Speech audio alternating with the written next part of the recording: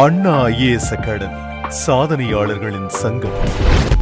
அமுதான தமிழே நீ வாழி, என் ஆவியிலே கலந்து நாவினிலே தவழும் அமுதான தமிழே நீ வாழி. வெள்ளத்தனையது மலர் நீட்டம், மாந்தர்தம் உள்ளத்தனையது உயர்வு என்ற வள்ளுவனின் வாக்கிற்கிணங்க உயர்ந்த உள்ளத்தோடு இந்த அண்ணா IAS அகாடமியை சீரும் சிறப்புமாக நடத்தி கொண்டிருக்கின்ற இதனுடைய இயக்குனர் முத்துக்குமார் அவர்களே, அழகு தமிழிலே அற்புதமாக என்னை அறிமுகப்படுத்தி இந்த அண்ணா IAS அகாடமியினுடைய இணை இயக்குனராக இங்கே அமர்ந்திருக்கின்ற தம்பி காமராஜ் அவர்களே, ஆன்றவிந்தடங்கிய கொள்கை சான்றோர்களாக இந்த மேடையில் அமர்ந்திருக்கின்ற பேராசிரியர், உதவி ஆய்வாளர் உள்ளிட்ட பெரியோர்களே, எல்லாவற்றுக்கும் மேலாக தேடிச் சோறு நிதந்தின்று பல சின்ன சிறு கதைகள் பேசி மனம் வாடி துன்பமிக உழன்று பிறர் வாட பல செயல்கள் செய்து நரை கூடி கிழப்பருவம் எய்தி கொடுங்கூற்றுக்கு இறையென பின் மாயும் பல வேடிக்கை மனிதரைப் போல் நான் வீழ்வேன் என்று நினைத்தாயோம்பாம் பாரதி. என்ன அர்த்தம்னா, பிறந்தோம், வளர்ந்தோம், உண்டோம், உறங்கினோம், திருமணம் செய்தோம், குழந்தைகளை பெற்றோம், வயதாகி போய்விட்டது, முடி நரைத்து விட்டது, தோல் சுருங்கி விட்டது, இறந்து போய்விட்டோம் என்று பல பேர் வாழ்ந்து கொண்டிருக்கின்ற இந்த காலகட்டத்திலே எங்களுடைய பிறப்பு ஒரு சம்பவமாக இருந்தாலும் இறப்பு ஒரு சரித்திரமாக இருக்க வேண்டும் என்று சாதனை செய்ய வேண்டும் என்ற எண்ணத்தோடு இங்கே வந்து என்னுடைய உரையை கேட்பதற்காக அமர்ந்திருக்கின்ற ஆயிரக்கணக்கான இளைஞர்கள், இளம் பெண்கள், உங்களுக்கு என்னுடைய நெஞ்சார்ந்த நன்றியை சொல்லிக்கொள்ள விரும்புகின்றேன்.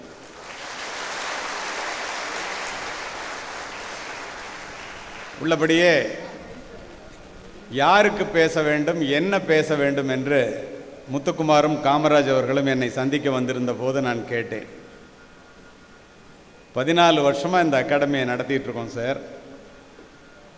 வாழ்க்கையில் ஏதேனும் ஒரு அரசு பதவி அடைய வேண்டும் என்ற எண்ணத்தோடு வருபவர்கள் நிறைய பேர் இருக்கிறார்கள், வந்து வெற்றி பெற்றவர்களும் இருக்கிறார்கள். 40 வயதை கடந்தும் கூட பால்காரராக வேலை பார்த்துட்டு இருந்தவர்லேருந்து ஆட்டோ டிரைவராக வேலை பார்த்துட்டு இருந்தவங்களாம் அதை விட்டுட்டு வந்து அரசு பதவி அடைஞ்சிருக்காங்க.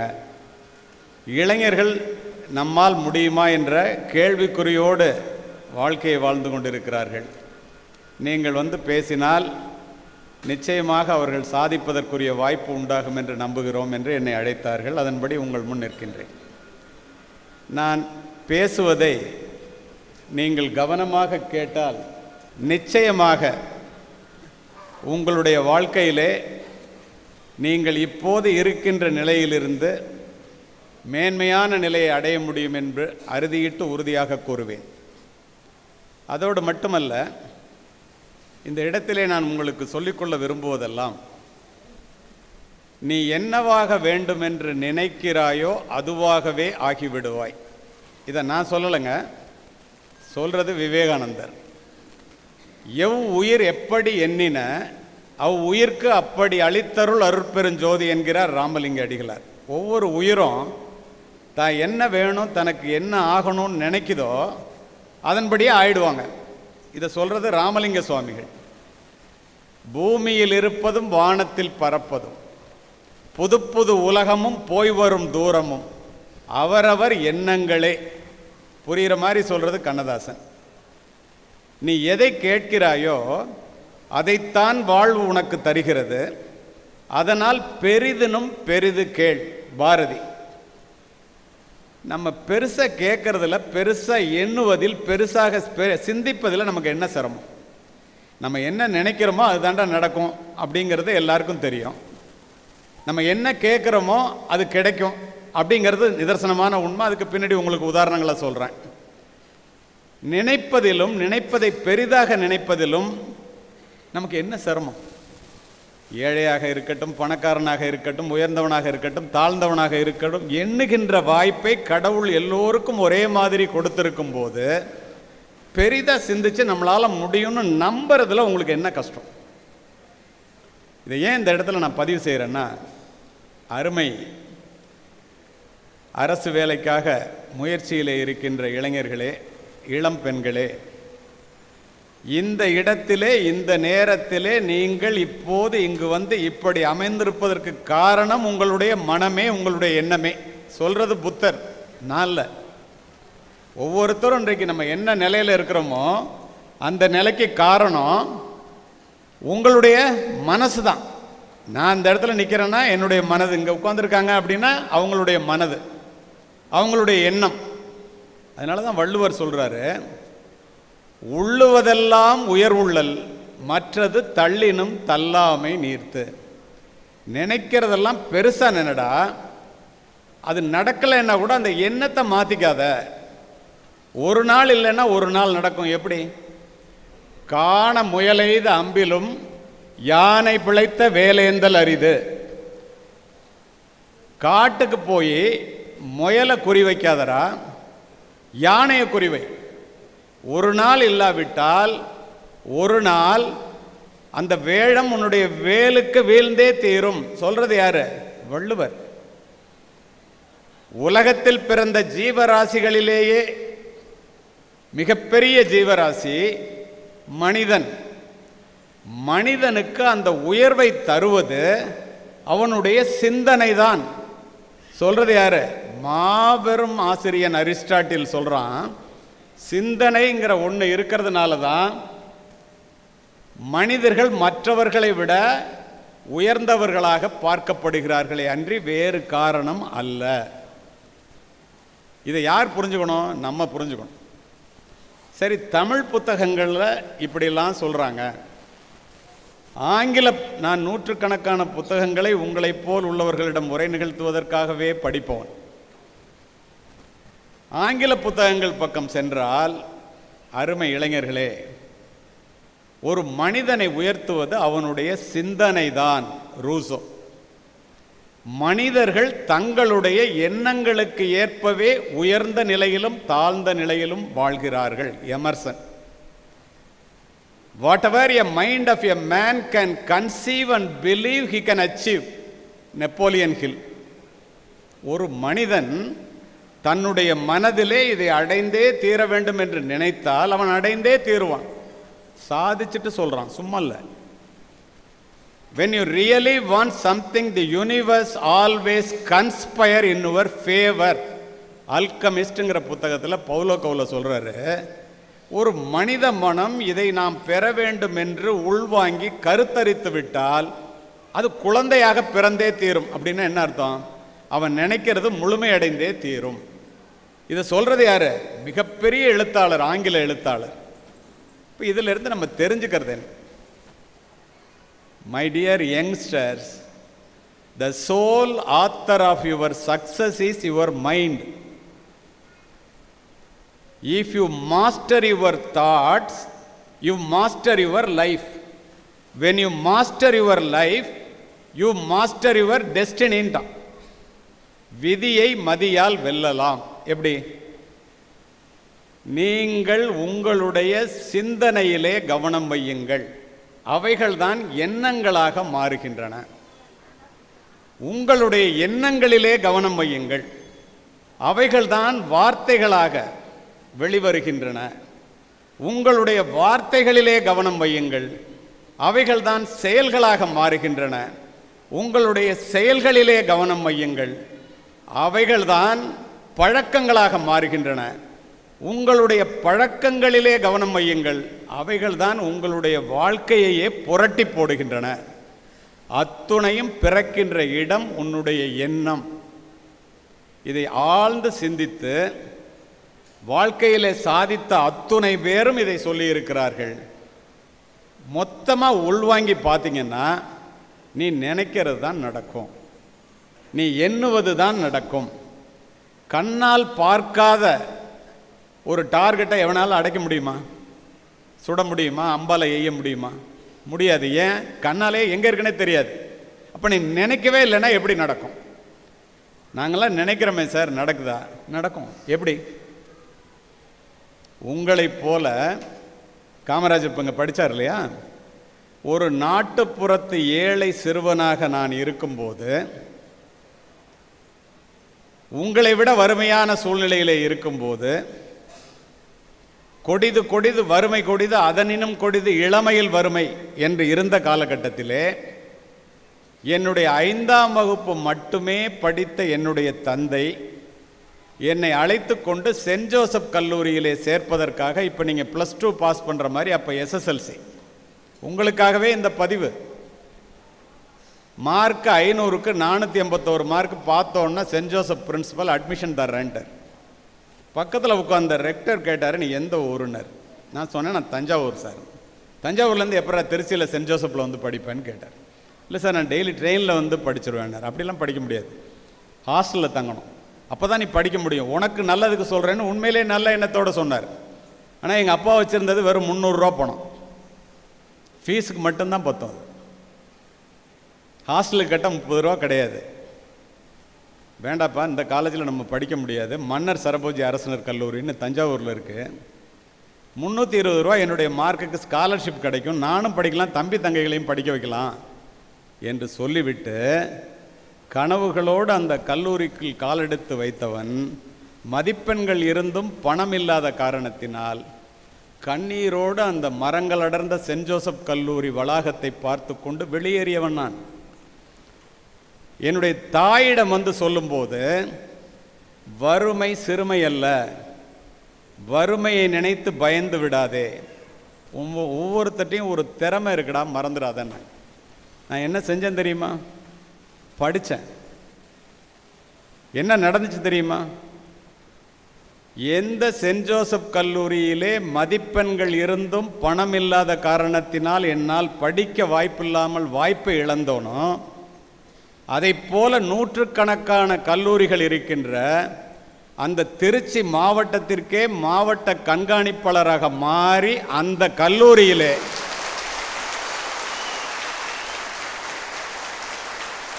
மூன்று முறை முக்கிய விருந்தினராக சென்று லாலிகாலிலே மேதகு மாமனிதர் அப்துல் கலாம் அவர்கள் பேசிய அந்த இதை போன்ற ஒரு பெரிய ஹாலில் அதே முதல்வரும் அதே ரெக்டரும் இருக்கும்போது ஆசிரியர்களுக்கும் மாணவர்களுக்கும் பெற்றோர்களுக்கும் 3 முறை சிறப்பு விருந்தினராக சென்று உரை நிகழ்த்தி இருக்கின்றேன். இது எப்படி சாத்தியம்? இதை சொல்வது எனக்காக அல்ல, உங்களுக்காக. இதை சாதித்தது எது? கல்வி ஒன்றுதான், படிப்பு ஒன்றுதான். இப்போ இங்கே அமர்ந்திருக்கின்ற அத்துணை பேரையும் பாருங்கள், சப் இன்ஸ்பெக்டர், இன்ஸ்பெக்டர், ப்ரொஃபஸர், நான் உட்பட, முத்துக்குமார், காமராஜர், யாரை வேணாலும் எடுத்துங்க. முதல் வரிசையில் அமர்ந்திருக்கிறவர்கள், மேடையில் இடமிருந்தும் கூட அமைதியாக கீழே அமர்ந்திருக்கின்றார் முத்துக்குமார். இவங்களாலெல்லாம் இதெல்லாம் எப்படி நடக்குது? இப்போ அரசு வேலைக்கு வரணும்னு வந்திருக்கீங்க, எப்படி நடக்குது தெரியுமா? எக்குடி பிறப்பினும் யாவரே ஆயினும் அக்குடியில் கற்றோரை மேல் வருகவென்பர். வேற்றுமை தெரிந்த நாற்பாலுள்ளும் கீழ்ப்பால் ஒருவன் கற்பின் மேல்பால் ஒருவனும் அவன்கட்படுமே. அறிவுடை ஒருவனை அரசனும் விரும்புவான், அரியாசனத்தில் இருப்பவர்களிடம் சரியாசனம் தருவது கல்வி. படிச்சிட்டீங்க, வேலை வேணும்ல? ஏன் வேலை வேணும்? பணக்கார பிள்ளைகள் மகாலட்சுமியால் பிறரை ஆளும்போது, நம்மை போன்ற ஏழை பிள்ளைகள் சரஸ்வதியால் கல்வியால் மட்டுமே பிறரை ஆள முடியும். அதற்காக உங்களுக்கு வேலை வேண்டும், அதற்காகத்தான் வேலை வேண்டும். பணக்கார பிள்ளைங்களே படிக்கிறான், அது நீ குரூப் 1க்காக இருக்கட்டும், குரூப் 2க்காக இருக்கட்டும், குரூப் 4க்காக இருக்கட்டும், IASக்காக இருக்கட்டும், IPSக்காக இருக்கட்டும், எந்த வேலைக்காக இருந்தாலும் சரி படிக்கணும்ல. பணக்கார வீட்டில் இருக்கிற பிள்ளையே படிக்கிறான். நம்மை போன்ற ஏழை குடும்பத்திலிருந்து வந்த பிள்ளைகள் படிக்கணுமா வேண்டாம்? நீங்கள் யோசித்து பாருங்கள். இந்த இடத்துல உங்களுக்கு ஒன்று பதிவு செய்கிறேன். நம்மளோட பெருமை என்னன்னு நீங்கள் தெரிஞ்சுக்கணும். நான் உங்களை சிரிக்க வைப்பதற்காக அழைக்கப்பட்டவன் அல்ல, சிந்திக்க வைப்பதற்காக அழைக்கப்பட்டவன். புரிந்து கொள்ள வேண்டும். பணக்காரர்களுடைய மாளிகையிலே பிறக்கின்ற பிள்ளைகளினுடைய கால்களை கூட தாங்குவதற்கு தோள்கள் காத்திருக்கின்றன. பணக்காரன் குடும்பத்தில் ஒரு பிள்ளை பிறந்தாங்க, 4 வேலைக்காரன் தூக்கி தோளில் வச்சுக்குவோம். நம்மை போன்ற ஏழை குடும்பத்திலே பிறக்கின்ற பிள்ளைகளினுடைய தோள்களுக்கோ சுமைகள் காத்திருக்கின்றன. இதிலிருந்து நாம் அறிந்து கொள்வது என்ன? நம்முடைய பெருமை என்ன? பணக்காரர்களுடைய மாளிகையிலே பிள்ளைகள் பிறக்கும் போதே வளர்ந்தே பிறக்கிறார்கள். நம்மை போன்ற ஏழை குடும்பத்திலே பிள்ளைகள் பிறந்துதான் வளர்கிறார்கள். அப்படின்னா என்ன? பணக்காரர்களுடைய மாளிகையில் பிள்ளை பிறக்கும் போதே ஏசி வசதியுடன் பயணச்சீட்டு பதிவு செய்யப்பட்டிருக்கிறது. நம்மை போன்ற ஏழை குடும்பத்திலிருந்து வருபவர்களுக்கு பயணத்திற்கு பணமே இருப்பதில்லை. ஆனால் நம்முடைய பெருமை என்ன தெரியுமா? பணக்காரர்களுடைய மாளிகையிலே வளர்ந்தே பிறப்பது வாரிசுரிமை. நம்மை போன்ற ஏழை குடும்பத்திலே பிறந்து வளர்வதே பிறப்பின் பெருமை. அதை உங்களால் மட்டுமே செய்ய முடியும்.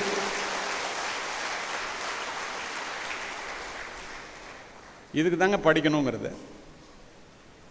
வாளினுடைய கூர்மையும் நூலினுடைய கூர்மையும் மட்டுமே இந்த நாட்டை ஆள்கிறது. தெரியுமா உங்களுக்கு?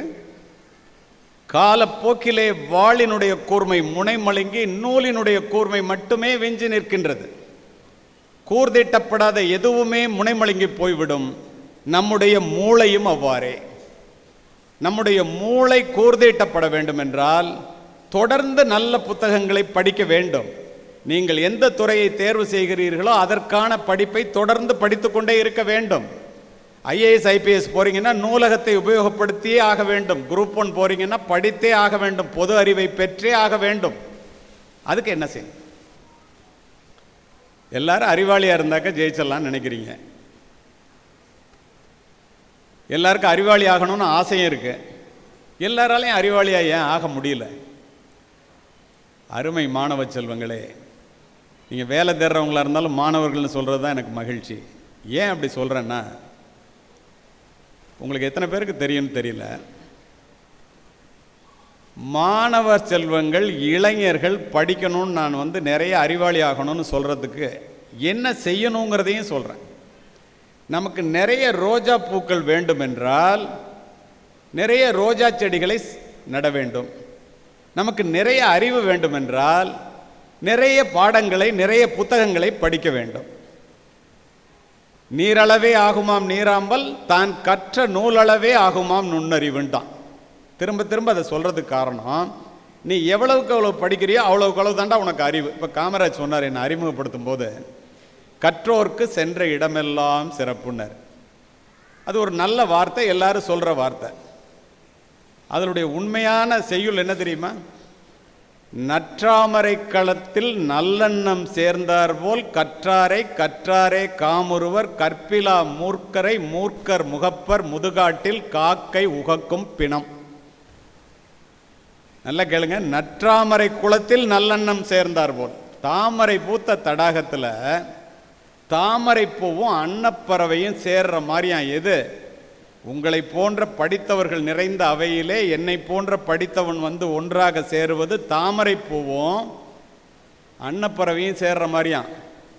என்னால் படிக்கவே முடியாது அப்படின்னு சொல்லி முட்டாள்கள் கூட்டம் ஒன்று இருக்கிறது அல்லவா, அவர்கள் ஒன்றாக சேருவது காட்டிலே அழுகி கிடக்கிற பிணத்தை காக்கை சென்று கொத்துவதை போலவாம். நம்ம அன்னப்பறவையாக இருக்கணுமா காகமாக இருக்கணுமாங்கிறத உங்களுடைய முடிவுக்கே விட்டு விடுகிறேன். அப்போ யோசித்து பாருங்க, 2000 வருஷத்துக்கு முன்னாடி இதை எப்படி சொல்லியிருக்கான். நிறைய பட்டங்களை பெற்று தன்னுடைய பெயரை அலங்கரிப்பவர்களை விட நல்ல புத்தகங்களை படித்து தன்னுடைய மனதை அலங்கரிப்பவர்களே மேன்மையானவர்கள். இதை புரிந்து கொள்ள வேண்டியது நீங்கள் தான். பட்டப்படிப்பு முடிந்தவுடன் புத்தகங்களை தூக்கி மூலையிலே எறிந்துவிட்டு நாம் படிப்பு முடிந்ததாக யாரேனும் நினைத்தால் கடைசி வரை அறிவாளியாக வாழவே முடியாது. சிந்தித்து பாருங்கள். நீ நூலகத்திற்கு போ, நாம் எவ்வளவு பெரிய முட்டாள்கள் என்பதை அங்குள்ள புத்தகங்கள் சொல்லும்.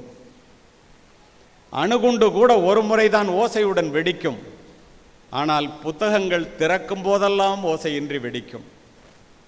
சொல்லுபவர் ஜெயகாந்தன். அது மட்டுமா? கருத்துலக பெரியவர்களின் கனமான சிந்தனைகள் புத்தகங்களிலே கொட்டி கிடக்கிறது. அந்த புத்தகங்களை நாம் படிப்பதன் மூலம் மற்றவர்களுடைய வாழ்க்கையிலே ஏற்பட்ட தடைகளையும் அவர்கள் அதை கடந்த விதங்களையும் ஒரே மணி நேரத்திலே ஒருவருடைய வாழ்க்கையை புரிந்து கொள்ள முடியும். அதனால்தான் நீ வேலைக்கு போகிறதா இருந்தாலும் சரி, சாதாரணமாக இருந்தாலும் சரி, படிக்காமல் இருப்பதை விட பிறக்காமல் இருப்பதே மேல் என்று பதிவு செய்தான் பேரறிஞன் பிளேட்டோ. இந்த உலகையே மாற்றக்கூடிய ஒரு ஆயுதம் உண்டு, அந்த ஆயுதத்தினுடைய பெயர் கல்வி என்று பதிவு செய்தவர் நெல்சன் மண்டேலா. பெற்ற பிள்ளை கைவிட்டாலும் கற்ற கல்வி கைவிடாது சொன்னவர் மகாத்மா காந்தி. ஏன் இதை உங்கள்கிட்ட சொல்கிறேன்? நீங்கள் படிச்சுட்டு அந்த படிப்பினுடைய முழுமை பெற வேண்டும் என்றால் ஒரு வேலைக்கு போயே ஆகணும். இல்லைன்னா படித்ததில் பிரயோஜனம் இல்லையே. ஏன் வேலைக்கு போகணும்? படிச்சுட்டு வேலைக்கு போடாமல் இருக்கிறவனும் படிக்காமல் இருக்கிறவனும் ஒன்று தானே. யோசித்து பாருங்க. கல்வி இல்லாமையே, வேலை இல்லாமையே அனைத்து துன்பங்களுக்கும் ஆணிவேர். எப்படி? கல்வி இல்லாததால் அறிவை இழந்தோம். கல்வி இருக்கு, படிச்சிட்டீங்க, வந்துட்டீங்க. அந்த அறிவை உபயோகப்படுத்தாதனால் வேலை இழந்தோம். வேலை கிடைக்காததனால் சொத்தை இழந்தோம். சொத்து இல்லாததால் ஏழைகளானோம். நீங்கள் என்ன நினைக்கிறீங்கன்னா, இந்த காஞ்சிபுரத்தை சுற்றி பக்கத்தில் எங்கேயாவது ஒரு இடத்துல ஒரு 10,000 ரூபா சம்பளத்துக்கு ஒரு வேலை கிடச்சிருச்சுன்னா வாழ்க்கை முடிஞ்சு போச்சு. இறையன்பு சார் நாங்கள்லாம் பேசும்போது சொல்லுவோம் 1 to 5.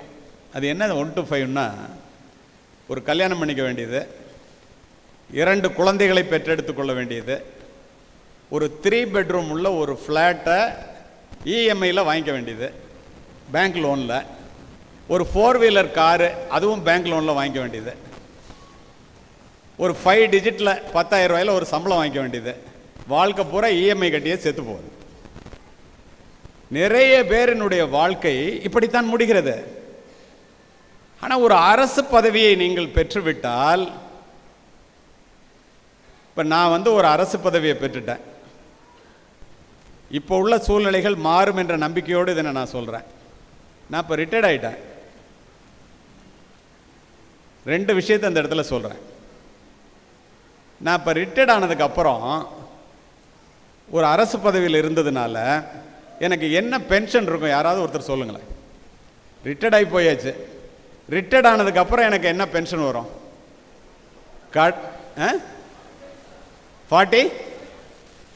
31ஆம் தேதி ஆனால் 60,000 ரூபாய் என் அக்கௌண்ட்டில் தன்னால் வந்துடும். காரணம் அரசு பதவி. ரிட்டையர்ட் ஆனதுக்கப்புறங்க, ஏடா வேலை பார்க்குறவனுக்கே 60,000 ரூபாய் கிடைக்க மாட்டேங்குது, ரிட்டையர்ட் ஆனவனுக்கு கொடுக்குறான். இப்போ வேலை பார்க்கும்போது என்ன சம்பளம் வாங்கியிருப்பேன்னு பார்த்துங்க. இதை ஏன் சொல்கிறேன்னா, விதை விதைத்த அன்றே பழம் பறித்து சாப்பிட முடியாது. சப் இன்ஸ்பெக்டராக சேர்ந்து இன்ஸ்பெக்டர் ஆகி, டிஎஸ்பி ஆகி, ஏடிஎஸ்பி ஆகி, ஆக்சிலேட்டர் ப்ரொமோஷன் வாங்கி, எஸ்பி ஆகி, ஐபிஎஸ் அந்தஸ்தில் உள்ள ஒரு பதவியை 10 வருஷத்துக்கு மேலே அந்த இடத்தை ஆக்கிரமித்த காரணத்தினால், அந்த பதவியில் இருந்த காரணத்தினால் இதை செய்ய முடிகிறது. இப்போ இதை மாதிரி நீங்கள் ஆகணும்னா ஆக முடியுமா? முடியாது. அங்கேயே எஸ்ஐ இன்ஸ்பெக்டர்லாம் இருக்காங்க. ஏன் உங்களால் ஆக முடியல? நினச்சி பாரு. நானும் என்னை விட ஏழ்மையான குடும்பத்திலிருந்து பிறந்த என்னுடைய நண்பனும் ஒரு நாட்டுப்புறத்து ஏழை சிறுவனாக மன்னர் சரபோஜி அரசனர் கல்லூரிக்கு செல்லும்போது எனக்கு காக்கி உடை அணிந்த காவல்துறை அதிகாரியாக மாற வேண்டும் என்பது என்னுடைய ஆசை. என் நண்பனினுடைய ஆசை என்ன என்று எனக்கு தெரியாது. தஞ்சாவூர் சரபோஜி காலேஜுக்கு போகிற வழியில் பார்த்தீங்கன்னா எஸ்பி பங்களாவும் கலெக்டர் பங்களாவும் பக்கத்தில் இருக்கும். பெரும்பாலும் எல்லா டிஸ்ட்ரிக்ட்லையும் அப்படி தான் இருக்கும். எனக்கு நான் எஸ்பி ஆகணும்னு ஆசை. போகிறப்பெல்லாம் அந்த இடத்துல காலையில் 9:30 மணிக்கு நின்று அந்த எஸ்பி பங்களாவை அப்படியே பார்த்துட்டு இருப்பேன். எப்போ? ஒரு பேண்ட்டு ஒரு சட்டையை வச்சுட்டு காலுக்கு செருப்பு இல்லாமல் போகும்போது. அப்போது என்னுடைய நண்பன் ஹிண்டு பேப்பர் நான் சொல்கிறது 50 வருஷத்துக்கு முன்னாடி ஒரே ஒரு ஹிண்டு பேப்பர் ஒரு ஊருக்கு வரும். அப்படின்னா படிக்கிறது எவ்வளோ காலம், அந்த காலம் எவ்வளோ கஷ்டமான காலம் பாருங்கள். அப்போல்லாம் சப் இன்ஸ்பெக்டர்னா இப்போ எஸ்பி மாதிரி ஒரு லைன் விடாமல் படிப்பான். எனக்கு எஸ்பி ஆகணும்னு ஆசை. கவனிங்க, நல்லா கவனிக்கிறீங்க. கடைசி வரைக்கும் நீ ஏன் சொல்கிறேன்னு தெரியுமா? I am always particular about the last bench. You know why? The best brain of the nation may be found in the last benches of the class. Last பெஞ்சுக்கு இவ்வளோ மரியாதை இருக்குன்னு நினைக்கல நான். அப்போது பெரிய மீசை வச்சுட்டு காக்கி யூனிஃபார்ம் போட்டுட்டு சிவப்பு விளக்கு சுழல 11:11 ஒயிட் கலர் அம்பாசிடர் காரில் திரு வால்டர் தேவாரம்பர் அவர்கள் 1968-69 ஒன்றுபட்ட தஞ்சை மாவட்டத்தினுடைய கலெக்டர். எஸ்பி கலெக்டர் பங்களா இருக்கும், எஸ்பி பங்களா இருக்கும். சீனிவாசன் ஒரு கலெக்டர். இவர் எப்பொழுதும் 9:30 மணிக்கு ஆஃபீஸ் போவார். நானும் என்னுடைய நண்பனை நின்று பார்க்காம போனதே கிடையாது. ஒரு நாள் பார்த்துட்டோன்னு காரை நிறுத்தினார்.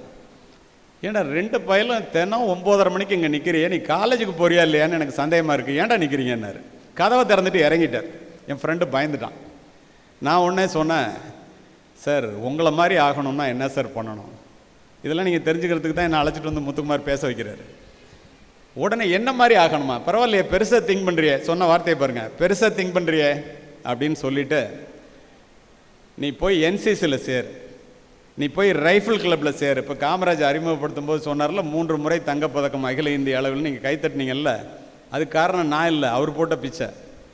அவர் சொன்னதெல்லாம் செஞ்சேன், ஒழுங்காக படித்தேன், மற்ற நேரத்தெல்லாம் மைதானத்திலே செலவு பண்ணேன். என்னுடைய நண்பன் கல்லூரி நேரம் போக மீதி நேரம் முழுமையும் நூலகத்திலே உட்காந்து. 2 பேரும் போலீஸ் ஆஃபீஸர் செலெக்ஷனுக்கு போகிறோம். Service commission selection first batch, ரொம்ப டஃப்பு, ட்ரைனிங்கும் டஃப். அப்போ எனக்கு கிடச்சிருச்சு, அவனுக்கு கிடைக்கல. அவன் கொஞ்சம் கூட கவலைப்படல. நான் பயிற்சி முடித்து பல இடங்களிலே பணிபுரிந்து உடனடியாக சிறப்பு பதவி உயர்வெல்லாம் பெற்று எந்த எஸ்பி பங்களாவை பார்த்து கொண்டு ஒரு நாட்டுப்புறத்து ஏழை சிறுவனாக நான் கல்லூரிக்கு சென்றேனோ, அதே எஸ்பி பங்களாவிலே காவல்துறை அணிவகுப்பு மரியாதையை ஏற்று என்னுடைய ஏழை தாயுடன் மாவட்ட கண்காணிப்பாளராக குடிபுகுந்தவன் நான். இதை எனக்காக சொல்லலை, இனிமேல் தான் உங்களுக்கு கிளைமேக்ஸு. பதவியேற்று முடித்துவிட்டு மரியாதை நிமித்தமாக மாவட்ட கலெக்டரை பார்ப்பதற்காக மாவட்ட ஆட்சியர் அலுவலகத்திற்கு சென்றேன். நூலகத்திலேயே அதிக நேரம் படித்த என்னுடைய நண்பன் மாவட்ட கலெக்டராக என்னை வரவேற்றான்.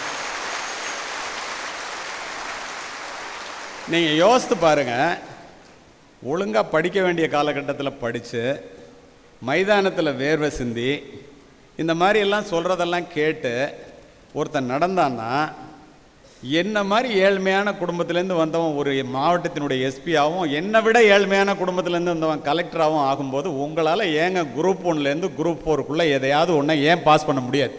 யோசித்து பாரு, எங்கே தப்பு பண்ணுறோம்? இதை சிந்திக்க வேண்டியது நீங்கள் தான். இப்போ நான் உங்களை படிங்கன்னு சொல்கிறதுக்கு என்ன காரணம்? Leaders are readers and readers R leaders.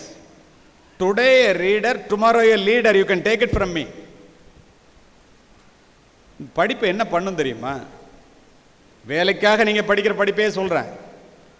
பிக்காசோவினுடைய ஓவியத்தை விட, பீத்தோவனினுடைய இசையை விட, ஹியூகோவினுடைய ஒரு வாக்கியம், கதையினுடைய ஒரு கடைச்சொல், கம்பனினுடைய ஒரு செய்யுள், பாரதியினுடைய ஒரு பாட்டு, கண்ணதாசனினுடைய ஒரு வரி, என்னை போன்றவர்களுடைய ஒரு உரை உங்களுடைய வாழ்க்கையே புரட்டி போட்டுவிடும். அதற்காகத்தான் படியுங்கள் என்று சொல்லுங்கள். A question was asked, what is the biggest regret in your life was? The talk show superstar Larry King replied, I should have been better rooted through the great books in my early days. நான் என்ன அர்த்தம்னா, எந்த சப்ஜெக்டை கொடுத்தாலும் கையில் ஒரு பிட்டு paper இல்லாமல் மணிக்கணக்காக பேசக்கூடிய ஒரு மிகப்பெரிய அறிவாளின்னு ஒத்துக்கொள்ளப்பட்ட லேரி கிங்னு ஒருத்தன். அவன்கிட்ட போய் சொல்கிறாங்க, நீ சின்ன வயசில் செஞ்ச தப்பு என்னடா? நான் நிறைய பண்ணணும்னு நினச்சேன், நிறைய படிக்கணும்னு நினச்சேன், புத்தகங்கள் கொட்டி கிடந்துச்சு, படிக்காமல் விட்டுட்டேன், அதான் நான் செஞ்ச தப்பு. யார் சொல்கிறா? உலகத்திலே புத்திசாலியாக இருக்கிறவன் சொல்கிறான், நான் படித்தது பத்தாதரான். சமீபத்தில் 2 மாதத்துக்கு முன்னாடி ஹூஸ்டன் அமெரிக்காவில், நியூயார்க்கில் 2 இடத்துலையும் பேசினேன். நியூயார்க்கில் பிரிமேண்ட் அப்படிங்கிற ஒரு இடத்துல பப்ளிக் ஸ்கூல்னு ஒன்று இருக்குது. அந்த பப்ளிக் ஸ்கூலில் என்னை பேசுகிறதுக்காக அழைச்சிருந்தாங்க. இப்படி உள்ளே போய் நுழைஞ்சேன். இப்போ அழைச்சிட்டு வந்த மாதிரி இதில் மேலே ஏறி வந்த மாதிரி அதில் மேலே ஏறி உள்ளே போகிறேன். ஒரு பெரிய ஆர்ச், உங்களுக்காகவே சொல்கிறேன். அந்த ஆர்ச்சில் அப்படி மேலே நிமிர்ந்து பார்த்தா, what we have learned so far is like a handful of earth and what we have yet to learn is like the whole world அப்படின்னு போட்டுருந்துச்சு. படிச்சுட்டே உள்ளே போயிட்டேன். எங்கேயோ பொறி தட்டுற மாதிரி இருக்கே, என்னடா அது, எங்கேயோ கேள்விப்பட்ட மாதிரி இருக்கேன்னு 2 ஸ்டெப்பு பின்னாடி வந்து திரும்ப படித்தா, கற்றது கைமண் அளவு கல்லாதது உலகளவு என்று 1000 ஆண்டுகளுக்கு முன் ஔவையார் சொன்னதை தமிழிலும் ஆங்கிலத்திலும் what you have learn so far is like a handful of earth and what you have yet to learn is like the whole world என்று இந்த தமிழ் மொழியை, நம்முடைய அறிவை அமெரிக்கர்கள் எழுதி போட்டு அவர்கள் பிள்ளைகளுக்கு அதை உதாரணமாக காண்பித்துக் கொண்டிருக்கிறார்கள் என்றால் நம்ம படிக்கணுமா இல்லை? நினைச்சு பாரு. இப்போ நான் உங்கள்கிட்ட சொல்கிறபடி மிகப்பெரிய அறிவாளிகள் கூட படித்தது பத்தலைங்கிறான். என்னுடைய வாழ்க்கையிலிருந்தே ஒரு அனுபவத்தை சொல்கிறேன். இப்போது எல்லாரையும் நான் படிங்கன்னு சொல்கிறேன். உங்களுடைய குரூப் 4க்காக படி, குரூப் 2க்காக படி, குரூப் 1க்காக படி, இல்லை சப் இன்ஸ்பெக்டராக போகிறதுக்காக படி, இல்லை IAS IPS போகிறதுக்காக படி. என்னமோ தெரில, இந்த ஒரு மாதத்தில் IAS IPS அகாடமியாக நான் பேசிகிட்டு இருக்கேன். இதை படின்னு சொன்னால் படிக்கிறது சிரமந்தான். ஏன் சிரமம்னு சொல்கிறது தெரியுமா? அதை எப்படி சொல்லியிருக்கான்னு கேளுங்க. நெல்லிக்காயை முதல்ல கடிக்க சொன்னால் தோற்பாக தான் இருக்கும், திரும்ப தண்ணியை குடித்தா இனிக்கும். அது இலக்கியத்தில் எப்படி சொல்லியிருக்கான் தெரியுமா? தொடங்குங்கால் துன்பமாய் இன்பம் பயக்கும் மடம் கொன்று அறிவை அகற்றும் விசாலப்படுத்தும் கல்வி நெடுங்காமம் முற்பயக்கும் செந்நீர் இன்பத்தின் முற்றிலாய் பிற்பயக்கும் பீழை பெரிதுன்னா என்ன அர்த்தம்னா, படிப்படின்னு எல்லாரும் சொல்லும்போது முத்துக்குமார் சொன்னாலும் காமராஜ் சொன்னாலும் கஷ்டமாக தான் இருக்கும். ஆரம்பத்தில் கஷ்டமாக இருக்கும், வேலை கிடச்சிருச்சுன்னா வாழ்க்கை பூரா இன்பமாக இருக்கும். சிற்றின்ப செயல்கள் எப்போ பார்த்தாலும் செல்லை நோண்டிகிட்டே இருந்தால் ஜாலியாக தான் இருக்கும், வாழ்க்கை பூரா இன்பத்தை கொடுக்கும் அப்படின்னு நீங்கள் நினைப்பீங்க. வாழ்க்கை பூரா துன்பத்தை கொடுக்கும். படித்தா வாழ்க்கை பூரா இன்பம், செல்லை நோண்டிகிட்டே இருந்தால் வாழ்க்கை பூரா துன்பம். நீ வாழ்க்கை பூரா இன்பமாக இருக்கணுமா துன்பமாக இருக்கணுமான்னு முடிவு பண்ணிக்க, அவ்வளோதான். இப்போ அதுக்கு நம்ம படிக்கணும்னு சொல்கிறோம். இப்போ நான் 35 ஆண்டுகள் காவல்துறையிலே பணிபுரிந்து மரியாதையோடு காவல்துறையிலிருந்து பணி நிறைவு பெற்ற பிறகு, ஏன் மரியாதையோடுன்னு சொல்கிறேன் தெரியுமா? ரிட்டையர்ட் ஆகும்போது டிஜிபிக்கு தான் வந்து பாசிங் அவுட் பரேடு கொடுப்பாங்க, செரிமோனியல் பரேடு கொடுத்து அனுப்புவாங்க. மாவட்ட கண்காணிப்பாளராகிய ஒரே ஒருவன் அந்த பாசிங் அவுட் பரேடு, அந்த செரிமோனியல் பரேடை பெற்று வெளியில் வந்தது நான் மட்டும்தான் தமிழ்நாட்டில். இதை எனக்காக சொல்லலை, நல்லபடியாக வெளியில் வந்ததுனால தான் ஆயிரக்கணக்கான மேடைகளிலே தலை நிமிர்ந்து பேச முடிகிறது என்னால். நீ வேலைக்கு போனதுக்கு அப்புறமும் நியாயமாக இருக்கணும். சமீபத்தில் IAS IPS பாஸ் பண்ணவங்களுக்கு சங்கர் IAS அகாடமியும் கிங் மேக்கர்ஸ் IAS அகாடமியும் ஹிண்டு பேப்பரோட சேர்ந்து ஒரு விழா ஏற்பாடு பண்ணியிருந்தாங்க. அதில் எல்லாம் கலெக்டர் எஸ்பியாக செலெக்ஷன் ஆனவங்க. நான் கேட்டேன், ஏயா கலெக்டர் எஸ்பியாக செலெக்ஷன் ஆனவங்களுக்கு என்ன எதுக்கே பேச கூப்பிட்றீங்க? செலெக்ஷன் ஆக போகிறவங்களுக்கு பேச கூப்பிட்டா நல்லாயிருக்கும். அப்படி இல்லை சார், எல்லார்ட்டையும் கேட்டேன், உங்களை தான் கேட்டாங்க. ஏன்னா நல்ல எஸ்பியாக நல்ல கலெக்டராக எப்படி வேலை பார்க்கணுங்கிறதுக்காக உங்களை கூப்பிட்றாங்க சார்னு. இப்போ இதில் வேலை பார்த்தவங்களும் இருக்கிறீங்க, வேலை பார்த்துட்டு இங்கே மேடையில் வந்து பரிசு வாங்க வந்திருக்கிறவங்களும் இருக்கிறீங்கன்னு எனக்கு தெரியுது. தயவு செய்து நீங்கள் பார்க்குற வேலையில் நல்ல மனிதராக இருந்து வேலை பார்க்க கற்றுக்கொள்ளுங்கள். அதுதான் கடைசி வரைக்கும் உங்களுக்கு நிலைக்கும். இந்த டிஜிட்டல் வேலை இப்படிங்கிறதுக்குள்ள தவறுகள் வந்து ஒயில்டு ஃபயரை விட அதிகமாக வேகமாக பரவும். அப்படி இருக்கிற காலகட்டத்தில் நான் ரிட்டையர்ட் ஆனதுக்கு பிறகு இந்த சமுதாயத்துக்கு எதன்னு செய்யணுமேன்னு நினச்சேன். எல்லாத்துக்கும் அடிப்படை ரீடிங்காக இருக்குது, அதுக்காக சொல்கிறேன். சரி, நம்ம எதை கொடுக்க முடியும்? இப்போ கனடாவில் உள்ள டொரண்டோ யூனிவர்சிட்டி, அமெரிக்காவில் நியூயார்க்கில் உள்ள ஹார்வர்டு யூனிவர்சிட்டி, லண்டனில் உள்ள சோயஸ் யூனிவர்சிட்டி, இதில் எல்லாம் தமிழ் சேர் வந்துருச்சு. உலகத்தில் உள்ள மற்ற உலக நாட்டவர்கள் தமிழ் மொழியை படிக்கலாம். இந்த தமிழ் சேர் அமையறதுக்கு $6 மில்லியன் பணம் கட்டணும். அது பல லட்சம் கோடி. அந்த பணத்தை கலெக்ட் பண்ணுறதுக்கு மீட்டிங் போட்டாங்க. அதுக்கு என்னை கூப்பிட்டு பேச சொன்னாங்க. நான் பேசினேன். அதுக்கு நிறைவு விழாவுக்கு என்னை கூப்பிட்டுருந்தாங்க. எல்லா இடத்துலையும் தமிழ் சேர் வந்துருச்சு. இந்த தமிழ் சேருக்குள்ளே உள்ளே போய் பேசணுன்னா நான் என்னையா பண்ணணும்னு கேட்டேன். அதுக்கு PhD இருந்தால் தான் சார் உள்ளே போக முடியும். நான் சயின்ஸ் கிராஜுவேட்டு. சரி, அப்படியா? தமிழ் MA படித்தேன். எப்போ? எஸ்பியாக இருக்கும்போது யூனிவர்சிட்டியில் ஃபஸ்ட்டாக பாஸ் பண்ணேன். தமிழ் PhD சேர்ந்தேன். எங்கே? தமிழ் யூனிவர்சிட்டியில். கவர்னர் கையால் PhD முடித்து டிஸ்டிங்ஷனோட வெளியில் வந்தேன். சரி, நம்ம வந்து இனிமேல் எல்லா இடத்துக்கும் அப்ளிகேஷன் போட்டலாம், நம்ம தான் பெரிய ஆள், PhD வாங்கிட்டோம், போலீஸ் ஆஃபீஸராகவும் இருக்கோம். அண்ணா இன்ஸ்டியூட்டில் போய் இவங்க வந்து IAS அகாடமியில் என் பேரை போட்டிருக்கும்போது டாக்டர்னு போட்டிருந்தார், பார்த்துருப்பீங்க. பெரிய ஆள் நம்ம தான் நினச்சிட்டு போனால், பல்கலைக்கழகத்துக்கெல்லாம் போனால் நமக்கு முன்னாடி அங்கே ஏகப்பட்ட டாக்டர் இருக்கான்.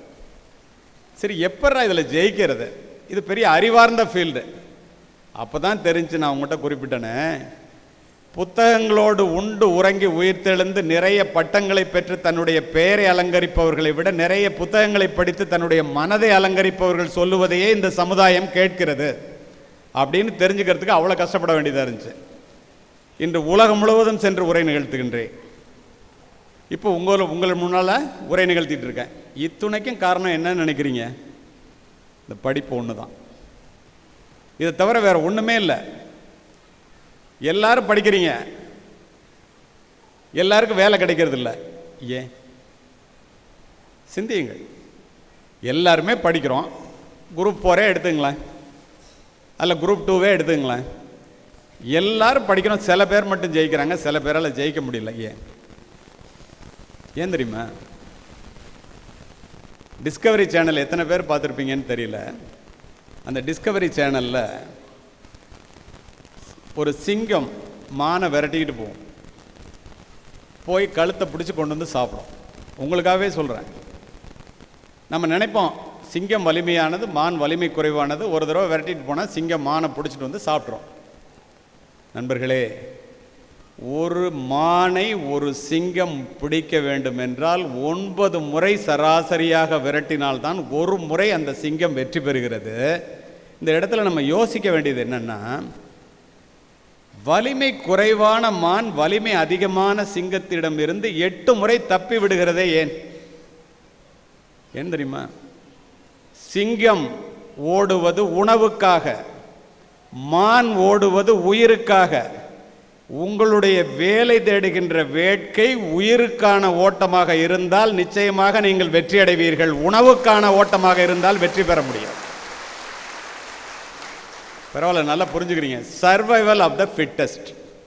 தகுதி உள்ளவை மட்டுமே வாழ முடியும். ஐஏஎஸ் அகாடமியில் இந்த மாதிரி இந்த உதாரணத்தை ஒரு 10 வருஷத்துக்கு முன்னாடி சொல்லும்போது ஒரு பொண்ணு எந்த கேட்டுச்சு, 9வது தடவை எப்படி சார் சிங்கம் வெற்றி பெறுதுன்னு கேட்டுச்சு. பட்டுனேன். உடனே நான் சொன்னேன், சரியான கேள்விமா. 8 முறை தப்பித்த மான் உயிருக்காக ஓடுச்சு, இது உணவுக்காக ஓடுச்சு. 8 தடவையும் உணவு கிடைக்கல என்னொன்னா செத்து போயிடுவோங்கிற பயம் சிங்கத்துக்கு வந்துருச்சு. 9வது முறை சிங்கம் ஓடுவது உயிருக்காக, மானும் ஓடுவது உயிருக்காக. ஆனால் எது திறமையோ அது வெற்றி பெறுதுமான்னு இப்படி தான் அவங்களும் கைத்தட்டுறாங்க.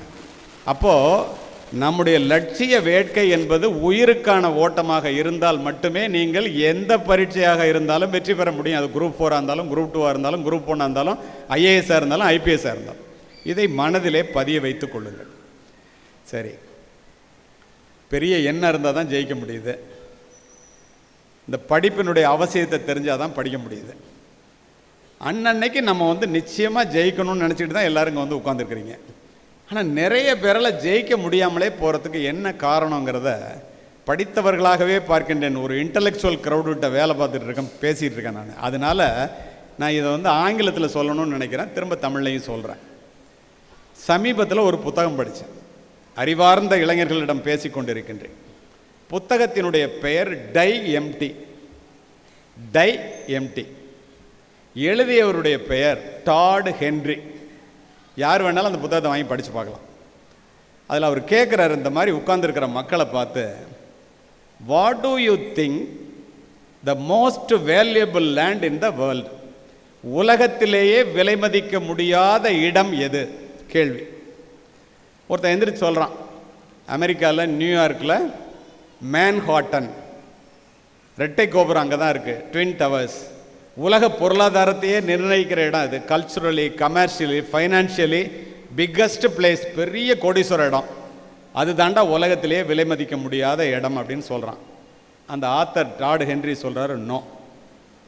ஒரு பொண்ணு எந்திரிச்சு ஆப்பிரிக்கன் கோல்டு மைன்ஸ், ஆப்பிரிக்கா தேசத்தில் உள்ள தங்கத்தில் எடுக்கக்கூடிய, வெட்டி எடுக்கக்கூடிய தங்க சுரங்கம், உலகத்தில் உள்ள தங்கத்தில் 20% ஒரே தங்க சுரங்கத்தில் கிடைக்குது. உங்களுக்கு எத்தனை பேருக்கு தெரியும்னு தெரியல.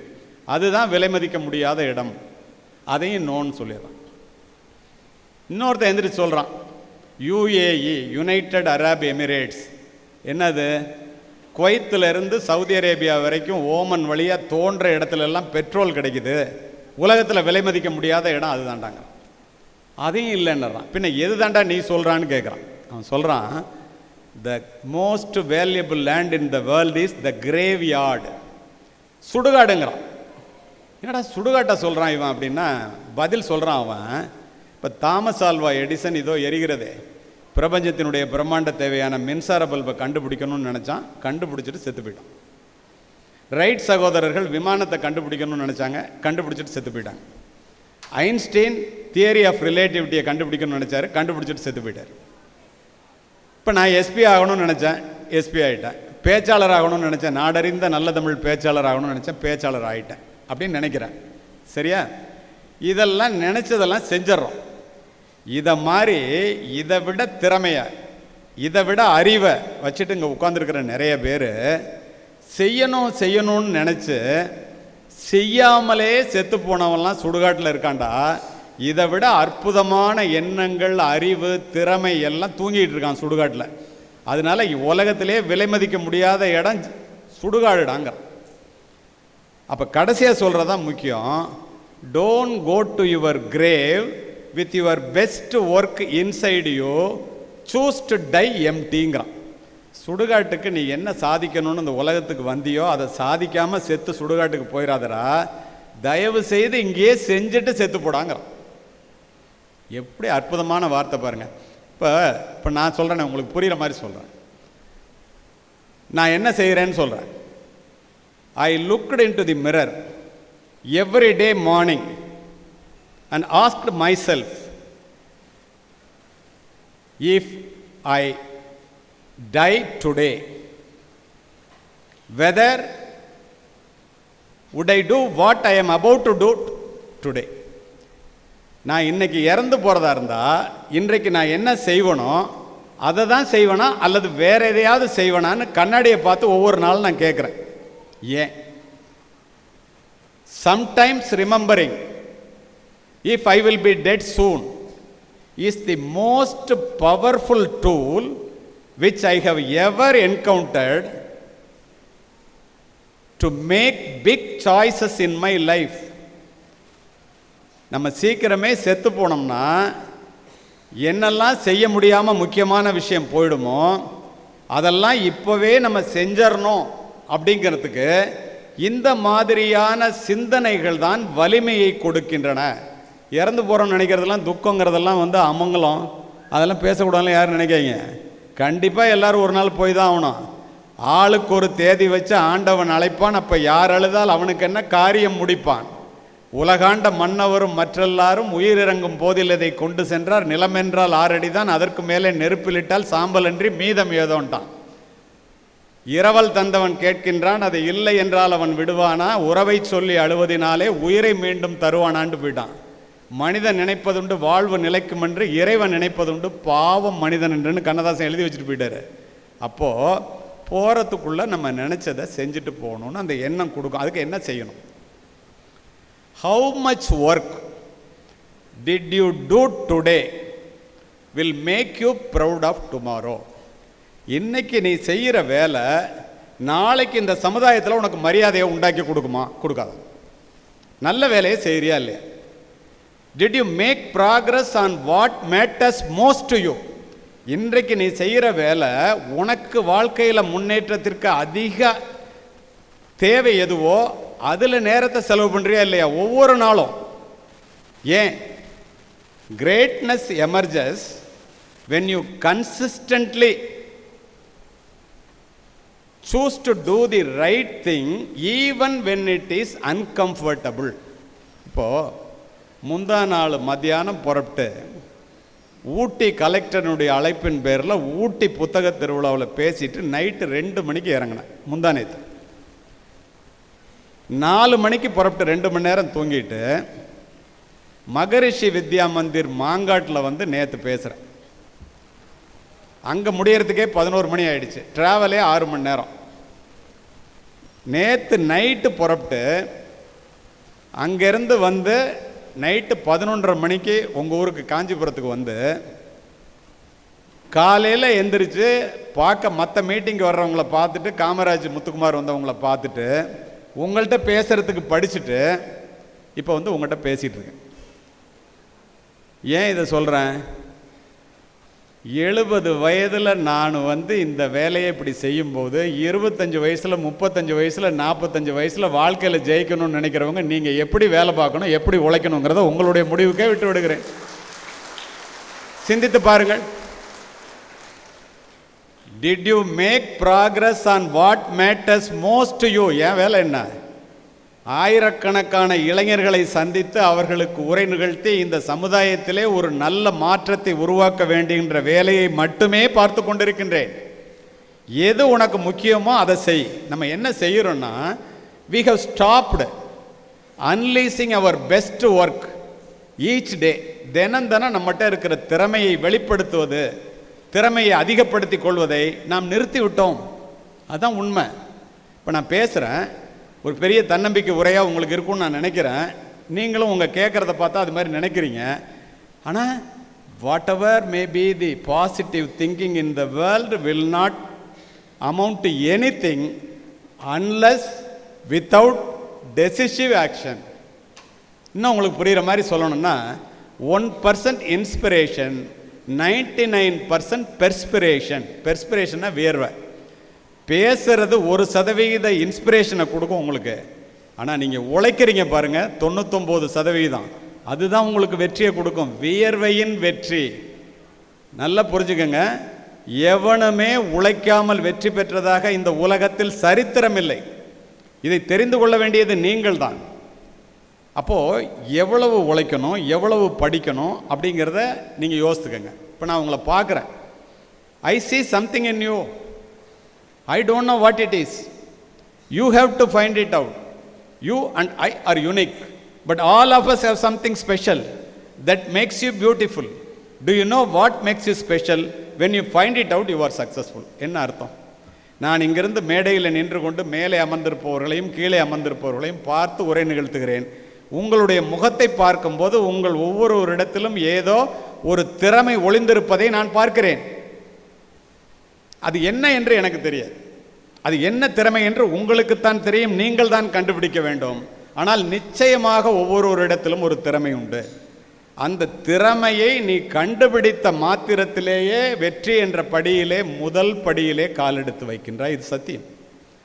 சரி, கண்டுபிடிச்சிட்டா போதுமா? எப்படி ஜெயிக்கணும் அதுக்கும் சொல்கிறேன்.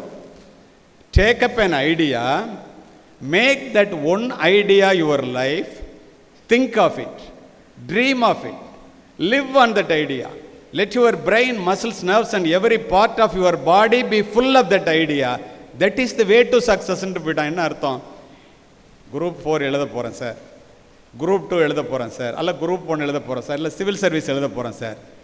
அந்த எண்ணத்தை எடுத்துக்கொண்டு உன்னுடைய உடல், பொருள், ஆவி அத்துணையையும் தினம் தினம் நீ அதிலே செலவு செய்தால், nothing in the universe can stop the idea whose time has come. உலகத்தில் எந்த சக்தியாலும் நீ வெற்றி பெறுவதை தடுக்க முடியாது. இது சத்தியம். நம்ம அப்படி செய்கிறோமா? செய்யலே. செய்கிறோம் பூரா ஜெயிச்சுட்டு தான் இருக்கான். ஒரு 3 வருஷம், ஒரு 2 வருஷம் எந்த வேலைக்கு போகணும்னு நினைக்கிறியோ அதை தவிர வேறு சிந்தனையே இல்லாமல், சிந்தனை சிதறல் இல்லாமல் நீங்கள் படித்து திரும்ப திரும்ப பரீட்சை எழுதினீர்களே ஆனால் உங்கள் வெற்றியை யாராலும் தடுக்க முடியாது. உங்களுக்கு ஒரு சின்ன உதாரணம் சொல்கிறேன். இப்போ 2 மாதத்தில் நடந்தது.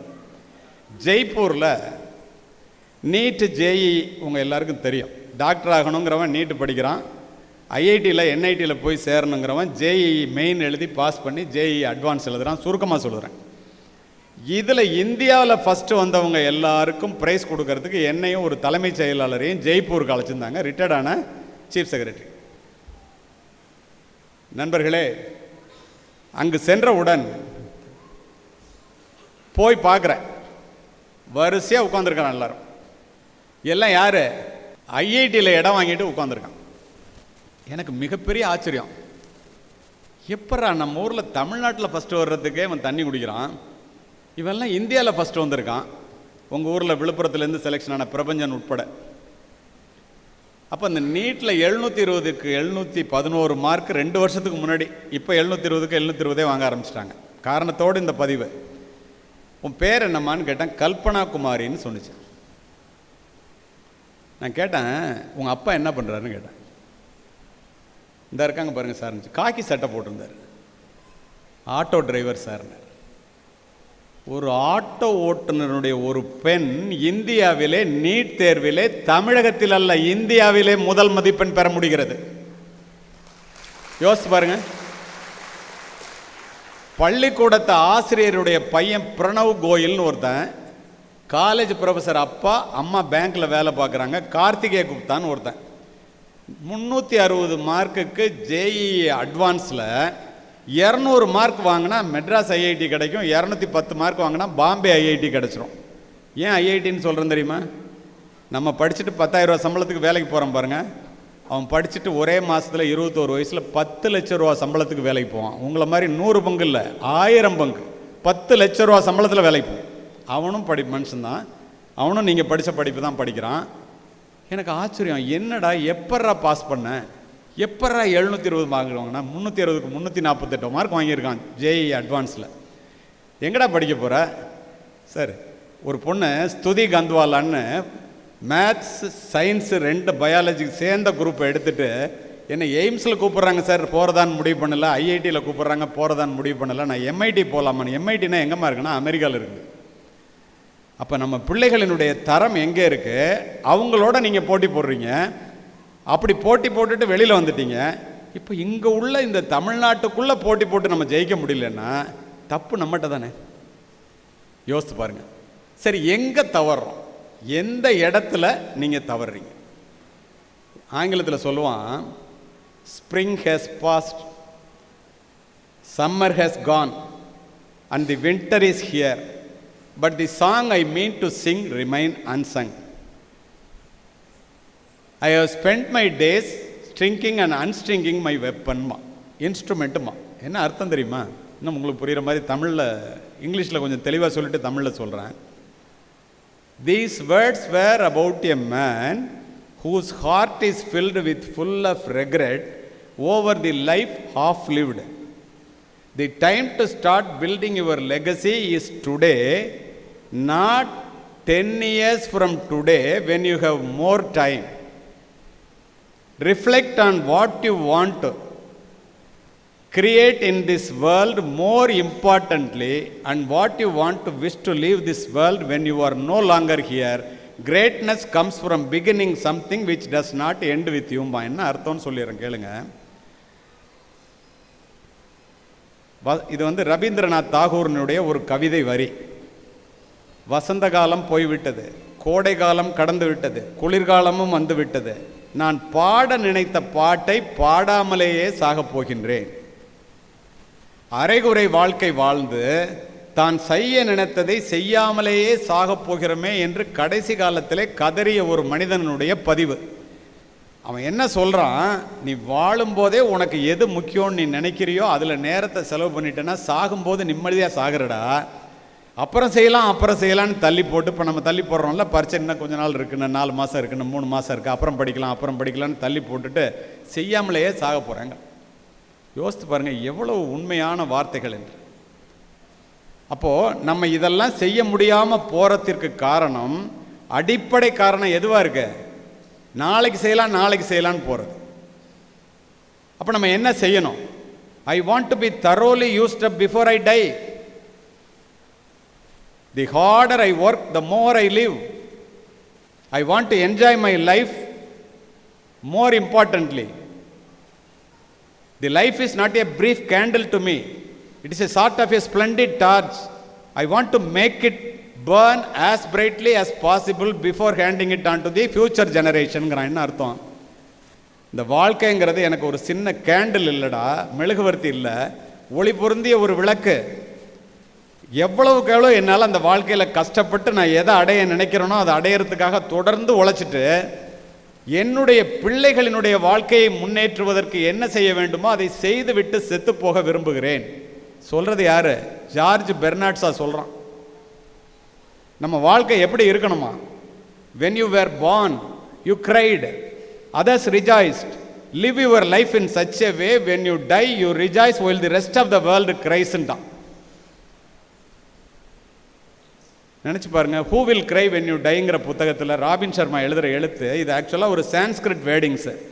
பிறக்கும்போது நம்ம அழுதுகிட்டே பிறக்கிறோமா, நம்ம வாழ்கிற வாழ்க்கை எப்படி இருக்கணும்னா இறக்கும்போது நம்ம சந்தோஷமாக இறக்கணுமா, ஊரே உலகமே அழுவணுமா.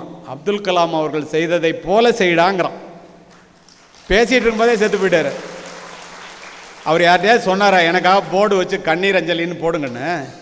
உலகமே அழுததை ஏன்? ஒரு மனிதன் கடைசி வரை தான் செய்ய நினைத்ததை செய்து கொண்டே இருந்து. ஒரு தடவை சென்ட் ஜோசப் காலேஜுக்கு அவர் அழைச்சிட்டு போனோம், நானும் கலெக்டரும். என் கூட வந்தார். காரில் 2 பேர், கலெக்டரு நான், அவர் 3 பேரும் போகிறோம். நான் கேட்டேன் அவர்கிட்ட, எப்படி சார் ராமநாதபுரத்துலேருந்து ஜனாதிபதி மாளிகைக்கு அப்படி திரும்பி பார்த்துட்டு எஸ்பி சார் அப்படி தான் பேசுவார். எஸ்பி சார், உழைப்பு உழைப்பு உழைப்பு உழைப்பு ஒன்றை தவிர வேறு மாயமும் இல்லை மந்திரமும் இல்லை, உழைப்பு ஒன்று தான் காரணம். இப்போ நம்ம எந்த மாதிரி உழைக்கிறோங்கிறத உங்கள் முடிவுக்கே விட்டுறேன். இப்போ இந்த இடத்துல இவ்வளோ தூரம் நான் உங்களுக்கு நீங்கள் செய்ய வேண்டிய காரியத்தை அடைய வேண்டும் என்றால் என்ன செய்யணும்னு சொல்கிறேனே, அதை முடியாமல் போகிறதுக்கு என்ன காரணங்கிறத தயவு செய்து இதை சொல்லுங்கள் சார்னு முத்துக்குமார் சொன்னார். அவர் உங்கள்கிட்ட மாட்டி விட்டுறேன், அதனால இதை சொல்கிறேன். இப்போ இதை எதுக்கு சொல்கிறேன் தெரியுமா? 3 பேர் இந்த மாதிரி ஃபஸ்ட் மார்க் வாங்கிட்டு ஆல் இண்டியா லெவலில் வந்தான்னு கேட்டு சொன்னேன் இல்லையா, அவனை கூப்பிட்டு நான் கேட்டேன் மேடைக்கு வரும்போது, எப்பட்றா உன்னால் அகில இந்திய அளவில் ஃபஸ்ட் மார்க் வாங்க முடிச்சு? ஒரே வார்த்தை சொன்னாங்க, 10th 11th 12th 3 வருஷம் சோஷியல் மீடியா பக்கம் தலை வச்சு படுக்கல சார், செல்ஃபோனை தொடவே இல்லை சார். உங்களுக்கு இங்கே பரீட்சை அடிக்கடி வைக்கிறாங்கன்னு கஷ்டமாக இருக்குல்ல, ஆனால் உங்களுக்கு ஒன்று தெரியுமா? அவன் சொன்னான், ஒரு வருஷத்தில் 111 பரீட்சை எழுதியிருக்கேன் சார். 111 பரீட்சை. எப்பட்றா 2 நாளைக்கு ஒரு தடவை பரீட்சை வச்சு உயிரை எடுத்துருவானுங்க சார் அப்படிங்கிறான். இந்த பரீட்சை எழுதி எழுதி ஒருத்தன் ஜேஇ மெயின் பாஸ் பண்ணிவிட்டு என்ஐடி திருச்சியில் சேர்ந்துருக்கான், இன்னொருத்தன் ஜேஇ அட்வான்ஸ் பாஸ் பண்ணிவிட்டு சென்னை ஐஐடியில் சேர்ந்துருக்கான். அது ஐஐடி, இது என்ஐடி. ஏன்னா ஐஐடிக்கு என்ஐடிக்கு என்னடா வித்தியாசம்? 2 பையலும் இப்படி மார்க் வாங்கியிருக்கிய, நீ ஏன் ஐஐடியில் போகல, நீ ஏன்? அவன் சொல்கிறான், இவனை காமிச்சு 2 பேரும் ஃப்ரெண்ட்ஸு. இந்த பையன் ஒரு கஷ்டமான ப்ராப்ளத்தை 60 செகண்ட்ஸில் ப்ரூவ் பண்ணுவான் சார், கிளியர் பண்ணுவான். நான் 30 செகண்ட்ஸில் பண்ணிவிடுவேன் சார், அதனால நான் ஐஐடி, இவன் என்ஐடி சார். சரிடா, பரீட்சை 100 பரீட்சை எழுதுகிற, ஒரு நாளைக்கு 7 மணி நேரம் படித்தேன் சாருங்க. 7 மணி நேரம் எப்போ ஒரு மனுஷனால் படிக்க முடியும் சார்? காலையில் 4:30 மணிக்கு எழுந்திரிச்சிடுவோம் சார், 5 மணிக்கு படிக்க ஆரம்பிப்பேன் சார், காலையில் படிக்கிறது நல்லா இருக்கும் சார் அப்படியே சொல்கிறான் அவன் எல்லாருக்கும் முன்னாடி மேடையில். 5 to 8 படிப்பேன் சார், 9 மணிக்கு கிளாஸ் ஆரம்பிச்சிடுவான் சார். கிளாஸில் உட்காந்து இதை தவிர வேறு சிந்தனையே இருக்காது சார், செல்லும் கிடையாது ஒன்றும் கிடையாதுன்னு முதல்ல சொல்லிட்டான்ல. அடுத்த நாள் பரீட்சை சார், ஃபுல்லாக கவனிப்பேன் சார். 4 மணிக்கு க்ளோஸ் பண்ணிவிடுவானுங்க சார், போய் சாப்பிட்டுட்டு டிஃபன் சாப்பிட்டுட்டு குளிச்சுட்டு 5 மணிக்கு உட்காருவோம் சார், 10 மணி வரைக்கும் படுப்பேன் சார். 5 3 8 மணி நேரம் சார், நடுப்புற ஏதாவது ரெஃபரன்ஸ் இருக்கும் சார், 7 மணி நேரம் நிச்சயமாக படிப்பேன் சார். இப்போ நீங்களாம் படிக்கிறீங்களா? அது மாதிரி யோசித்து பாருங்கள். நம்ம படிக்க மாட்டோம், ஆனால் ஜெயிக்கணும். எப்படிங்க முடியும்? சர்வைவல் ஆஃப் த ஃபிட்டஸ்ட், தகுதி உள்ளவை மட்டுமே வாழ முடியும். இப்போ எங்கே தோக்குறோம், ஏன் தோக்குறோன்னு தெரியுதா? செல்ஃபோன் தான் காரணம். சரி, செல்ஃபோன் என்பது ஒரு வரம், அது ஒழுங்காக உபயோகப்படுத்தினால். செல்ஃபோன் என்பது ஒரு சாபம், அதை முறை தவறி உபயோகப்படுத்தினால். செல்ஃபோனை கண்டுபிடிச்ச ஸ்டீவ் ஜாப்ஸ் சொன்னால், apple proved that a cell phone can change the world within 10 years. Every once in a while a revolutionary product comes along and changes everything. My magical product reshaped the culture, shaken up the industries, put computer in millions of packets and made it possible to know everything within a few tap on the screen. தமிழில் சொல்லணும்னா, நமக்கு வேண்டியதை மட்டும் எடுத்துக்குவோம், சொன்னால் ரொம்ப நேரம் ஆகும், நேரம் ஆயிடுச்சு. அருமை மாணவர்களே, மாணவிகளே, இவ்வளவு கவனமாக கேட்கின்ற காரணத்தினால் இதனை பதிவு செய்கின்றேன். இந்த செல்ஃபோன் இருக்க, அவன் என்ன சொல்கிறான், ஒரு கையகல செல்ஃபோன் உலகத்தை உள்ளங்கைக்குள் கொண்டு வந்து விட்டதாக நாம் நினைக்கின்றோம். யார்? ஆப்பிள் ஃபோனை கண்டுபிடிச்ச ஸ்டீவ் ஜாப்ஸ் சொல்கிறான், செத்துட்டான். அவன் சொல்கிறான், சொல்லிட்டு செத்து போகிறான். அது உண்மைதான்டா. ஆனால் கலாச்சாரத்தையும் பண்பாட்டையும் புரட்டி போட்டு விட்டது. ஒரு ஆணுக்கும் பெண்ணுக்கும் இடையிலே உள்ள இடைவெளியை ஒன்றுமே இல்லாமல் ஆக்கிவிட்டது. அதில் நீ ஜாக்கிரதையாக இருறான்னு சொல்லிட்டு செத்து போயிடும். என்ன ஜாக்கிரதையாக இருக்கணும்? இப்போ நீங்கள் செல்ஃபோனை என்ன செய்யக்கூடாதுன்னு சொல்கிறேன். சைபர் சொசைட்டி ஆஃப் இந்தியாவுக்கு நான் பேசுனதுலேருந்து ஒரு 2 நிமிஷம் உங்களுடைய நன்மைக்காக பேசுகிறேன். முத்துக்குமார் கேட்டுக்கொண்டதற்கு என்னங்க, செல்ஃபோனை எடுத்து பேசணும்னு நினச்சா இங்கே உட்கார்ந்திருக்கிற மாணவர்கள் மாணவிகள் அத்துணை பேரும் தயவு செய்து மனதிலே பதிய வைத்துக் கொள்ளுங்கள். பேசணும்னு நினச்சோன்னே எடுக்காத. Stop, think. எதுக்கு இப்போ நம்ம செல்ஃபோன் எடுக்கணும்? அம்மாட்ட பேசணும், எடு. திங்க் பண்ணிவிட்டு எடு. நேராக அம்மா நம்பரை போய் போட்டு பேசிட்டு வச்சிரு. ஆனால் நம்ம என்ன செய்வோம்? செல்ஃபோனை எடுப்போம், நோட்டிஃபிகேஷனை பார்ப்போம், வாட்ஸ்அப் குரூப்பில் என்ன வந்திருக்குன்னு பார்ப்போம், யூடியூப்பை பார்த்துட்டு அதுக்கப்புறம் அம்மாட்ட பேசலான்னு நினைப்போம். அப்புறம் ஃபேஸ்புக்கில் போவோம், அப்புறம் ஓடிடிக்குள்ளே போவோம். 3 மணி நேரம் ஆயிருக்கும் அம்மாட்ட பேசுகிறத தவிர பாக்கி எல்லாம் செஞ்சுருப்பேன். உண்டா இல்லையா? இப்போ எங்கே தவறுகிறோம்? நாம் செய்ய வேண்டியது என்னவோ அதை செய்யாமல் செய்ய வேண்டாதது என்னவோ அதை செய்கின்றீர்கள். Stop, think and touch. நிஜ உலக ஆபத்திலிருந்து உங்களை காப்பாற்றிக் கொள்ள என்னவெல்லாம் செய்வீர்களோ, இந்த செல்போன் என்ற நிழல் உலக ஆபத்திலிருந்து உங்களை காப்பாற்றிக் கொள்ள தயவு செய்து நீங்கள் அத்துணையும் செய்தே ஆக வேண்டும். 2 கண்கள் மட்டும்தான் பார்க்கின்றன என்று நினைத்து கொண்டு நீங்கள் செய்கின்ற அத்துணையையும் செல்போன் திரைக்கு பின்னால் இந்த உலகமே பார்க்க முடியும். வாட்ஸ்அப்பில் தான் அனுப்பிச்சேன், டெலிட் ஃபார் ஆல் கொடுத்துட்டேன். ஒருத்தரை என்ன ஒன்றும் பண்ண முடியாது. பூனை கண்ணை மூடிட்டா உலகம் இருண்டு போச்சுங்கிற மாதிரி. அமேசான் நிறுவனத்தினுடைய CEO பேர் ஜெஃப் பிசோஸ். வாட்ஸ்அப்பில் பேசினாங்க, அதை ஹேக் பண்ணிட்டான். 8000 கோடிக்கு அதிபதியே அவன், பெரிய நிறுவனத்தினுடைய ஓனர், அமேசான் நிறுவனத்தினுடைய ஓனர். அவனுடைய வாட்ஸ்அப் உரையாடல் திருட்டு போயிடுச்சு. உன் வாட்ஸ்அப்பில் நீ அனுப்பிச்சதை தப்பாக அனுப்பிச்சதெல்லாம் எடுக்க முடியுமா? முடியாது. இங்கே உட்காந்துருக்கிற யாராவது ஒருத்தர் செல்ஃபோனை என்கிட்ட ஒரு 15 நிமிஷம் கொடுத்தீங்கன்னா 10 நிமிஷம் கூட போதும். தவறு செய்திருந்தால் அத்துணை வண்டவாளத்தையும் தண்டவாளத்தில் ஏற்றி காண்பிக்க என்னால் முடியும். நேராக சொல்கிறேன். அப்போது எவ்வளவு ஜாக்கிரதையாக இருக்க வேண்டும்? மாட்டாத வரைக்கும் பிரச்சனை இல்லை. ஆப்டவுனுக்கு அஷ்டமத்தில் சனி. ஒரு தடவை ராத்திரி 1:30 மணிலேருந்து 2:30 மணி வரைக்கும் தீவிரவாதிகள் பாகிஸ்தான்லேருந்து வாட்ஸ்அப்பில் தகவல் பரிமாறிக்கிறாங்க. நான் டெப்டி கமிஷனராக இருக்கும்போது ஒரு டவரை வாட்ச் பண்ணி 1 லட்சத்துக்கு மேலே இருக்கும். அதில் வர்ற டவர் வாட்ச் பண்ணுறதுனா உங்களுக்கு தெரியும். ஃபுல்லாக எலிமினேட் பண்ணி 3 நாள் உட்காந்து ஒரு இடத்த கண்டுபிடிச்சிட்டோம். பெரிய தீவிரவாதியை பிடிக்க போகிறோன்ட்டு யூனிஃபார்மோட கமாண்டோ பீசிஸோட லொக்கேஷனை கண்டுபிடிச்சி போனால் லேடிஸ் ஹாஸ்டலில் போய் நிற்கிது. சரி என்னதான் பார்த்துருவோன்னு உள்ளே போனால் 3 நாளாக 1:30 மணிலேருந்து 2:30 மணி வரைக்கும் ஒரு பொண்ணு முக்காடு போட்டுட்டு உள்ளே பேசிக்கிட்டே இருக்குது. முக்காடை திறந்து இப்படி என்ன யூனிஃபார்மோட பார்த்து அப்படியே மயக்கம் போட்டு வந்துடுச்சு. இப்போ நம்மளும் அதுதானே பண்ணிகிட்ருக்கோம். நீங்கள் நினச்சி பாருங்கள், இந்த செல்ஃபோன் ஒருவருடைய வாழ்க்கையை எப்படி புரட்டி போட்டு விடுகிறது. 12ஆம் வகுப்பு முடிச்சுட்டு வேலைக்கு போகணும்னு நினைக்கிறவங்க ஒரு 27 பேர் சேர்ந்து பாய்ஸ் லாக்கர் ரூம்னு ஒரு இன்ஸ்டாகிராம் பேஜ் ஆரம்பிக்கிறான். நிறைய பெரியவங்களும் உட்காந்துருக்கீங்க, தெரிஞ்சுங்க. அந்த இன்ஸ்டாகிராம் பேஜில் அத்துணை பெண்களினுடைய அசிங்கங்களும் அரங்கேறுகிறது. போலீஸ் ஆஃபீஸர்ஸுங்க இருக்காங்க, தெரிஞ்சுக்கணும் போய் மற்றவங்கள்ட்ட சொல்கிறதுக்கு. 16 வயசு 17 வயசுங்க. Instagram page boys locker room பேர். அத்துணை தவறுகளும் அரங்கேறும் போது ஒரு இன்ஸ்டாகிராம் ஸ்க்ரீன்ஷாட் லீக் ஆகிடுச்சு. காவல்துறை விழித்து கொண்டது. எங்கே? டெல்லி காவல்துறை. இந்தியாவில், உலகத்து நாட்டில் இல்லை, இந்தியாவுக்குள்ளே. ராத்திரியோட ராத்திரியாக பொள்ளாச்சி சம்பவத்தை போல ஒரு சம்பவம் அரங்கேறிவிடக்கூடாது என்பதற்காக அத்துணை பேரையும் அள்ளி கொண்டு போய்விட்டார்கள் காவல் நிலையத்திற்கு. காலையில் 54 பெற்றோர்கள் கண்ணீரும் கம்பளையுமாக காவல் நிலைய கதவுகளை தட்டுகிறார்கள். என் பொண்ணு ஃபோட்டோ பேப்பரில் வந்துடக்கூடாது, என் பையன் பேர் வந்துடக்கூடாது, பாஸ்போர்ட் கிடைக்காது, வேலை கிடைக்காது, சர்டிஃபிகேட் கிடைக்காது, கல்யாணம் ஆகாது. கதறுகிறார்கள், பதறுகிறார்கள். இதுவா உங்களுடைய பெற்றோர்கள் உங்களிடம் எதிர்பார்க்கின்றார்கள்? சிந்தியுங்கள். இந்த இடத்திலே படித்து முடித்துவிட்டு நீங்கள் வேலை தேடி வந்து இங்கே அமர்ந்திருக்கின்றீர்களே, அல்லது வேலையை பெற்றுவிட்டு இங்கே அமர்ந்திருக்கிறீர்களே, இதற்கு அடிப்படை காரணம் யார்? என்றைக்காவது நீங்கள் சிந்தித்ததுண்டா? காரணம் யார் தெரியுமா? உங்களுடைய மதிப்பெண்களோ, உங்களுடைய திறமையோ, அனுபவமோ, அது எல்லாம் 2ஆம் பட்சம். முதல் காரணம் யார்? தன்னுடைய பிள்ளைகள் தன்னை விட உயர்ந்த நிலையை அடைய வேண்டும், தனக்கு கிடைக்காத வாழ்க்கை தன் பிள்ளைக்கு கிடைக்க வேண்டும், தான் அடையாத உயரத்தை தன் பிள்ளை அடைய வேண்டும் என்ற ஒற்றை சிந்தனையோடு வரப்பிலும் வயலிலும், மழையிலும் பனியிலும், குளிரிலும் வெயிலிலும், முதுகெலும்பொடிய பாடுபடுகின்ற ஒரு அப்பாவையும் முழு வயிறு காணாமல் உன்னை வளர்க்கின்ற ஒரு அம்மாவையும் நீ பெற்றிருக்கின்ற காரணத்தினால் இந்த இடத்திலே, இந்த அரங்கத்திலே வந்து நீ அமர்ந்திருக்கின்றாய்.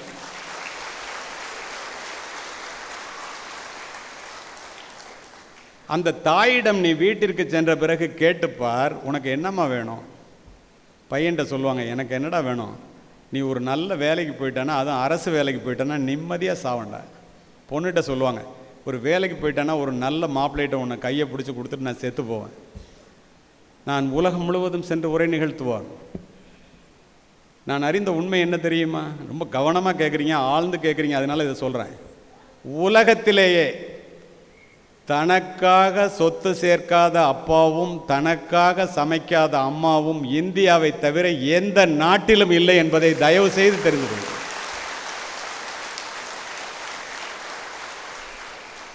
உலகத்திலேயே துயரமான கண்ணீர் தாயினுடைய கண்ணீர். நீ போய் செல்போனை நோண்டிட்டு இருந்தன்னா, அதிவேக இன்டர்நெட் இணைப்புகள் மூலம் ஒரு சொடுக்கிலே திரையிலே வந்து விழுகின்ற ஆபாச படங்கள் என்ற வெள்ளம் அமைதியான பிஞ்சு குழந்தைகளினுடைய பண்பு நலன்களை அடித்து செல்கிறது. கவர்ச்சியை கடைவிரித்து காசு பண்ணுகிறார்கள். போன் ஃபிக்ஷன் எனும் காமரசம் ததும்பும் இணையதளங்களை பார்த்த இந்திய இளைஞர்களினுடைய எண்ணிக்கை இந்த ஆண்டு மட்டும் 2 கோடி. எங்கே போய் கொண்டிருக்கின்றோம் நாம்? தயவு செய்து சிந்தியுங்கள், இளைஞர்களே சிந்தியுங்கள். 7 மணி நேரம் படிச்சுட்டு ஐஐடிக்கு போகிறவன் எங்க? 7 மணி நேரம் செல்ஃபோனில் உட்காந்துட்டு தெருவில் ரோட்டில் அலையிறவன் வேலைக்காக எங்க? ஏன் நம்மகிட்ட என்ன இல்லை? நம்ம அம்மா அப்பா படுற கஷ்டம் என்ன? ஒருமைக்கண் தான் கற்ற கல்வி ஒருவருக்கு எளிமையும் ஏமாப்புடைத்துன்னார் வள்ளுவர். ஒரு பிறவியில் நீ படிச்சுட்டேன்னா 7 பிறவிக்கு உதவுண்டா. ஒரு பிறவியில் வேலைக்கு போயிட்டேன்னா 7 பிறவிக்கு உதவுண்டா.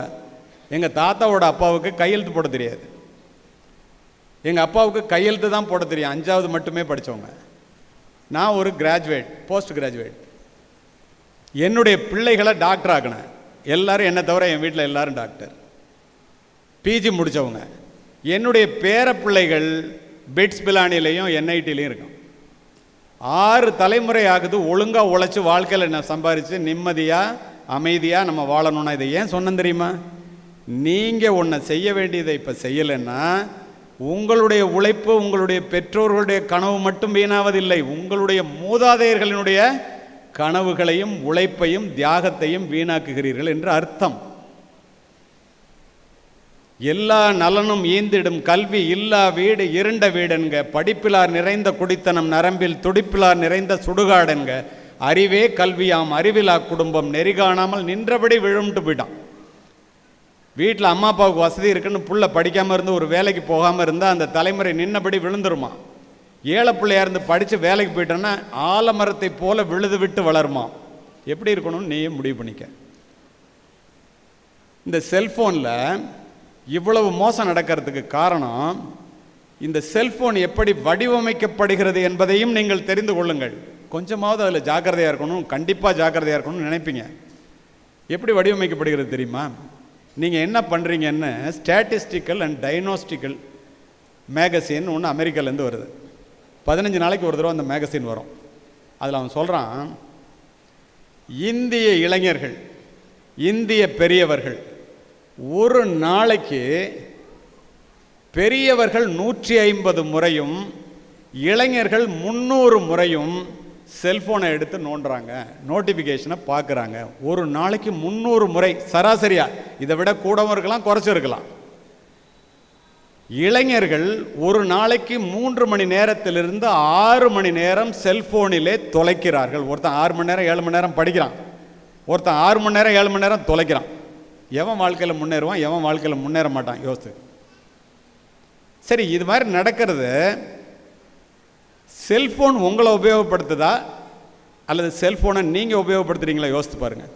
இந்த செல்ஃபோனுங்கிறதுங்க, அர்ஜுனனுடைய பையன் அபிமன்யு மகாபாரதம் படிச்சிருக்கீங்களான்னு தெரில. தாயினுடைய வயிற்றில் இருக்கும்போது சக்கர வியூகத்தை எப்படி உடச்சிக்கிட்டு உள்ளே போகிறதுங்கிறத கற்றுக்குவான். எப்படி வெளியில் வர்றதுங்கிறதுக்குள்ளே பிறந்துருவான். வெளியில் வர தெரியாம முடியாமல் செத்துருவான். இந்த செல்ஃபோன் திரை இருக்க சக்கர வியூகம் மாதிரி தொட்டிங்கன்னா உலகமே திறக்கும், உள்ளே போயிடலாம், திரும்ப வெளியில் வர முடியாது, மாட்டிக்குவீங்க. அதுதான் இன்று இளைஞர்கள் அத்தனை பேருக்கும் நடப்பது. இந்த செல்ஃபோன் மிகப்பெரிய புத்திசாலிகளால் வடிவமைக்கப்படுகிறது. கோடிக்கணக்கான டாலர்களை கொட்டி இதை வடிவமைக்கிறார்கள். மார்க் ஜூக்கம்பெர்க் என்ற ஃபேஸ்புக்கினுடைய CEO, எல்லாம் படித்த இளைஞர்கள், நல்ல கவனமாக கேட்குறீங்க, பெரிய ஆளுங்கள்லாம் இருக்கிறீங்க. அமெரிக்க செனட்டில் கூப்பிட்டு கேட்குறான், எப்போ பில்லியன் கணக்கில் டாலர் கொட்டுது அப்படின்னு. சிரிச்சுக்கிட்டே சொல்கிறான். அவன் இங்கே உட்காந்துருக்கீங்கல்ல, இவன் பூரா நேரத்தை என்னிட்ட தானே சார் செலவு பண்ணுறான். செல்ஃபோனுடைய வருமானமே ஊடகங்களில் அதில் வர்ற விளம்பரங்கள் தான். நீ நியூஸ் கூட பாரு, செல்ஃபோனில் விளம்பரத்தை பார்க்காம ஏதாவது ஒரு பாட்டை கேட்க முடியும், ஒரு செய்தியை கேட்க முடியுமா? யோசித்து பாரு. ஓடிக்கொண்டிருப்பது கடிகார முள்ளல்ல உன்னுடைய வாழ்க்கை. விளம்பரத்தை பார்ப்பதற்காகவா நீ இருக்கிறான்? நீ விளம்பரத்தை பார்த்தா அவனுக்கு காசு. ஏன் புத்திசாலிகளை வச்சு கோடிக்கணக்காக அதில் கொட்டி செலவு பண்ணுறான் தெரியுமா? உங்களுடைய உளவியலை அவன் நன்றாக தெரிந்து வைத்திருக்கின்றான். உங்களை விட உங்களுக்கு என்னன்னா, மற்றவங்க நம்மளை பற்றி என்ன நினைக்கிறாங்கன்னு தெரிஞ்சுக்கிறதுல அவ்வளோ ஆர்வம். உப்பு சப்பு இல்லாதுன்னு சொல்லுவாங்கள்ல கிராமத்தில். செரீனா வில்லியம்ஸ்கிட்ட போய் கேட்டாங்க, நீ ஜெயிச்சதுக்கு காரணம் என்னென்னு. மற்றவர்கள் என் மீது நம்பிக்கை வைப்பார்கள் என்று நான் நினைத்திருந்தேனே, ஆனால் நான் ஜெயிச்சிருவேன்னு அவங்க நம்பணும்னு நான் நினச்சேன்னா தோற்று போயிருப்பேன். ஏன்னா அவன் மேலேயே நம்பருக்கு நம்பிக்கை இல்லை, நான் என் மேலே நம்பிக்கை வச்சேன், அதனால தான் ஜெயித்தேன். அப்போது இந்த செல்ஃபோனில் நீங்கள் என்ன பண்ணுறீங்க அப்படின்னா, உங்களுடைய நேரத்தையும் கவனத்தையும் செல்ஃபோனை உருவாக்குபவர்கள், அப்ளிகேஷன்ஸை உருவாக்குபவர்கள் தங்களிடமே தக்க வைத்துக் கொள்வதன் மூலமாக அவர்களுடைய வீட்டிலே, அவர்களுடைய காட்டிலே பணமழை பொழிய வேண்டும் என்பதற்காக அது வடிவமைக்கப்படுகிறது. நீ பாரு, நியூஸ் பாரு, பார்த்துட்டு இருக்கும்போதே நியூஸ் முடியும். அடுத்து மிக முக்கியமான செய்தி, அதுவரை எங்களோட இணைந்திருங்கள் அப்படிமா. ஓ, மிக முக்கியமான செய்தி, ஏதோ ஓசோனில் ஓட்ட விழுந்துருச்சு போல் இருக்குது, சொல்ல போகிறான்னு பார்த்துக்கிட்டே இருந்தால் ஒரு நடிகரும் காதலிச்சு அது ஒன்றா சேர்ந்தானா பிரிஞ்சானான்னு சொல்லுவாங்க. இது உனக்கு அவசியமான செய்தியா? நினச்சி பாருங்க, எப்படி நம்முடைய நேரத்தையும் கவனத்தையும். அந்த மேகசின் சொன்னோன்னே அதில் அவன் சொல்கிறான், இந்தியர்கள் இளைஞர்களிலே 50% பேர் செல்ஃபோன் அடிக்டாகவே ஆகிட்டாண்டாங்கிறான். அவன் மனநல மருத்துவர்கிட்ட போகணுங்கிறான். அப்படின்னா நம்ம எவ்வளவு மோசமான நிலையை நோக்கி போய்கொண்டிருக்கிறீர்கள்.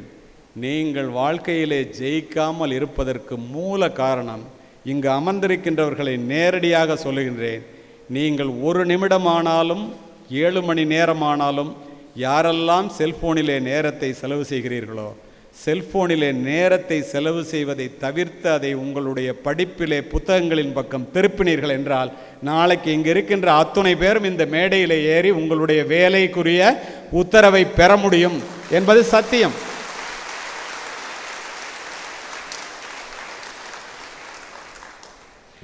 நம்பிக்கைன்னு சொல்கிறாங்களே, என்ன எல்லாருக்கும் தான் நம்பிக்கை இருக்குது, ஆனால் எல்லாராலையும் ஜெயிக்க முடியலையே. ஒரு பறவை கூட மரக்கிளையிலே உட்காரும் போது கிளை முறிந்து விடுமே என்று அஞ்சுவதில்லை. காரணம், பறவை நம்பி இருப்பது தன்னுடைய சிறகுகளையே தவிர கிளைகளை அல்ல. கிளை முறிந்தால் பறவை பறந்துவிடும். தன் மீதே நம்பிக்கை வைக்காத ஒருவன், தன்னால் முடியாது என்று முட்டாள்தனமாக நினைக்கின்ற ஒருவன் எத்துணை தெய்வங்கள் மீது நம்பிக்கை வைத்தாலும் ஒருபோதும் அவனால் விமோசனம் பெறவே முடியாது. விழுந்து கிடந்தால் சிலந்தி கூட நம்மை சிறைப்பிடிக்கும், எழுந்து நடந்தால் எரிமலையும் நமக்கு வழி கொடுக்கும். முடியாது என்று நினைத்து விட்டால் மூச்சுக்காற்றும் நின்றுவிடும். முடியும் என்று துணிந்து விட்டால் மூளைக்குள் மின்சாரம் பிறப்பெடுக்கும். தன்னம்பிக்கை என்னும் நெருப்பு பொறியை மனித மனம் தாங்கி நின்றால் எண்ணியது எண்ணியவாறு நடக்கும். இடையூறுகள் எரிந்து சாம்பலாகும். இது நிதர்சனமான உண்மை. நம்பிக்கைன்னா அதுதான். எல்லாரும் முயற்சிங்கிறாங்களே என்ன, எல்லாரும் உழைப்புங்கிறாங்களே என்ன. ஓட்டப்பந்தய மைதானத்திலே ஒருவன் வெற்றி கோட்டை குறைந்த நேரத்திலே கடக்கிறான் என்றால் அவன் பயிற்சி மைதானத்திலே அதிக வியர்வை சிந்தியவனாகத்தான் இருக்க முடியும். உங்களோடு படிக்கின்ற பெண் குரூப் 4ல் குரூப் 2ல் பாஸ் பண்ணி இன்றைக்கி வேலை பார்த்துக்கிட்டு இருக்குன்னா, நீங்கள் தூங்கிட்டு இருக்கும்போது அவங்க கண் விழித்து படித்தவர்களாகத்தான் இருக்க முடியும். இதுதான் நிதர்சனம், மாற்று கருத்தே இல்லை. மகாத்மா காந்தியாக இருக்கட்டும், நெல்சன் மண்டேலாவாக இருக்கட்டும், ஸ்டீவ் ஜாபாக இருக்கட்டும், பில் கேட்ஸாக இருக்கட்டும், நானாக இருக்கட்டும், இங்கே அமர்ந்திருக்கிறவர்களாக இருக்கட்டும், உசைன் போல்ட்டாக இருக்கட்டும், டெண்டுல்கராக இருக்கட்டும், உழைக்காமல் உயர்ந்ததாக வாழ்க்கையிலே எவனுக்கு பின்னாலும் சரித்திரம் இல்லை என்பதை தயவு செய்து புரிந்து கொள்ளுங்கள். அதுதான் உழைப்பு. தெய்வத்தால் ஆகாதெனினும் முயற்சி தன்மை வருத்த கூலி தரும் என்ற வள்ளுவனின் வாசகம் மனித முயற்சிக்கு வள்ளுவன் தந்த மகா சாசனம். என்னுடைய முயற்சிகள் என்னை பல முறை கைவிட்டதுண்டு. ஆனால் நான் என்னுடைய முயற்சியை ஒரு முறை கூட கைவிட்டதில்லை. ஏன் தெரியுமா? முயற்சி என்பது முடிந்தவரை செய்வதற்கு பெயர் முயற்சி அல்ல மாணவர்களே, முடியும் வரை செய்வதே முயற்சி. இருட்டு மனிதர்கள் எது வேண்டுமானாலும் சொல்லட்டும், வெளியிலே உலகம் வெளிச்சமாகத்தான் இருக்கிறது. கடலிலே குதித்து ஒருவன் முத்தெடுக்காமல் திரும்பினால் கடலிலே முத்து இல்லை என்ற அர்த்தம் அல்ல, உன்னுடைய முயற்சியிலே குறைவு என்றுதான் அர்த்தம். உங்களுக்கு தெரியுமா, முத்துக்கள் மிதப்பதில்லை, அவை முழுகாமல் கிடைப்பதில்லை. மராத்தான் ஓட்டப்பந்தயத்தை பாருங்களேன். ஆரம்ப புள்ளியிலே கூட்டம் அதிகமாக இருக்கும். குரூப் 4க்கு பரீட்சையில் எழுதுகிறவங்கள பாருங்கள், கூட்டம் லட்சக்கணக்காக இருக்கும். நிறைவு புள்ளி காலியாகத்தான் இருக்கிறது. 100 வேலைகளோடு, 200 வேலைகளோடு, 1000த்திற்கு உட்பட்ட வேலைகளோடு. ஜெயிப்பதற்கு என்ன செய்ய வேண்டும்? தொடக்கத்தில் காட்டுகின்ற உற்சாகத்தை, இப்போ நான் பேசும்போது நாளைக்கே படிக்கணும்னு நினைப்பீங்கல்ல, 4 நாள் ஆனால் அதை மறந்துடுறதில்ல. தொடக்கத்தில் காட்டுகின்ற உற்சாகத்தை தொடர்ந்து காட்டுபவனால் மட்டுமே பந்தய மைதானத்திலே பரிசினை பெற முடியும். மராத்தான் ஓட்டப்பந்தயத்தை பாருங்களேன், நேரமும் தூரமும் கூட ஆக ஆக பந்தய மைதானத்திலிருந்து பாதி பேர் கலண்டுருவான். எவன் ஒருவன் முயற்சியை கைவிடாமல் தொடர்ந்து ஓடுகிறானோ அவன் மட்டுமே வெற்றியை பெற முடியும். இதுதான் நிதர்சனம். சர்ச்சில் ஒரு கான்வகேஷனுக்கு கூப்பிட்ருக்காங்க. பிரிட்டிஷ் பிரைம் மினிஸ்டராக இருக்கும்போது 11 மணிக்கு கான்வகேஷன், 12 மணிக்கு முடியணும் கூட்டம். அவர் பிரைம் மினிஸ்டர் வர முடியல. அங்கெல்லாம் பிரைம் மினிஸ்டராக இருந்தாலும் இங்கெல்லாம் நம்ம சில அரசியல்வாதிகளுக்காக மணிக்கணக்காக உட்காந்துருக்கீங்களா, அது மாதிரிலாம் ஒருத்தனும் தான் நேரத்தை வீணாக்க மாட்டான். ஏன்னா அவனுக்கு தெரியும் நேரம் விலை மதிக்க முடியாதுன்னு. மீட்டிங் ஆரம்பித்தா நடத்தி முடிக்க போகிறான், கடைசி 2 நிமிஷம் இருக்கும்போது சர்ச்சில் மேடையில் ஏறுறாரு. என்னடா இந்த நேரத்தில் வந்துட்டாருன்னு அந்த பிரின்சிபல், பெரிய யூனிவர்சிட்டி, அவர் சொன்னார், வந்துட்டீங்க, 2 வார்த்தை பேசிட்டு போங்க அப்படின்னு. அந்த நேரத்தை கூட அவர் உபயோகப்படுத்த விரும்பினார். நேராக அப்படி மைக்கு வந்தார். Never give up, never give up, never give up அப்படின்ட்டு இறங்கி போயிட்டார். ஒருபோதும் உன்னுடைய முயற்சியை கைவிடாதே, ஒருபோதும் உன்னுடைய முயற்சியை கைவிடாதே, ஒருபோதும் உன்னுடைய முயற்சியை கைவிடாதேன்ட்டு இறங்கி போயிட்டார். கூட்டமே 1 நிமிஷத்தில் கூட்டத்தை தனதாக்கி கொண்டார். அதுதான் முயற்சி. நேரம். கடந்து போன காலத்தை விலை கொடுத்து வாங்கும் அளவிற்கு பணக்காரன் உலகத்திலே இதுவரை பிறக்கவில்லை. 1 கோடி ரூபாயை கொடுத்து கூட 1 மணி நேரத்தை விலைக்கு வாங்க எவனாலும் முடியாது. Time is free but it is priceless. நேரத்தினுடைய அளவை விலை மதிக்கவே முடியாது, ஆனால் அது ஃப்ரீயாக கிடைக்குது. அதனால தான் நம்ம வீணாக்குறோம். யோசித்து பாருங்கள், உண்மையா இல்லைன்னு. டுடே டைம் இஸ் மணி. நேரம் தான் உங்களுக்கு பணமே. இன்னைக்கு நேரத்தை யாரெல்லாம் பிரயோஜனப்படுத்துகிறாலும் அவன்லாம் பணக்காரன். செல்ஃபோனில் நேரத்தை தொலைக்கிறவன்லாம் ஏழை, செல்ஃபோனில் வருமானத்தை வாங்குறவன்லாம் பணக்காரன். நம்ம அவனை பணக்காரன் ஆக்கிட்டு இருக்கோம். இப்போ நம்ம பணக்காரன் ஆகணும்னா என்ன செய்யணும்? நேரத்தினுடைய அருமையை தெரிந்து கொள்ள வேண்டும். எப்படி தெரிஞ்சுக்கிறது? இந்தியர்கள் கடிகாரத்தில் மணியை மட்டும் பார்க்கின்றோம். அமெரிக்கர்கள் மணியோடு சேர்த்து நிமிடத்தையும் பார்க்கின்றார்கள். ஜப்பானியர்களும் ஐரோப்பியர்களும் நிமிடத்தோடு சேர்த்து வினாடியையும் பார்க்கின்றார்கள். அதற்கு ஏற்றாற்போல் அவர்களுடைய முன்னேற்றம் அமைகிறது. ஒரு மனிதனுடைய வாழ்க்கை 70 ஆண்டுகள். 30 வருஷம் படிக்கிறது, கல்யாணம் பண்ணிக்கிறது, புள்ள பெற்றுக்கிறது, வேலை தேடுறது. மீதி 40 வருஷம். கடைசி 10 வருஷம் வயசான காலத்தில் நோய் நொடி ட்ரீட்மெண்ட்டு. நடுப்புற 30 வருஷம்.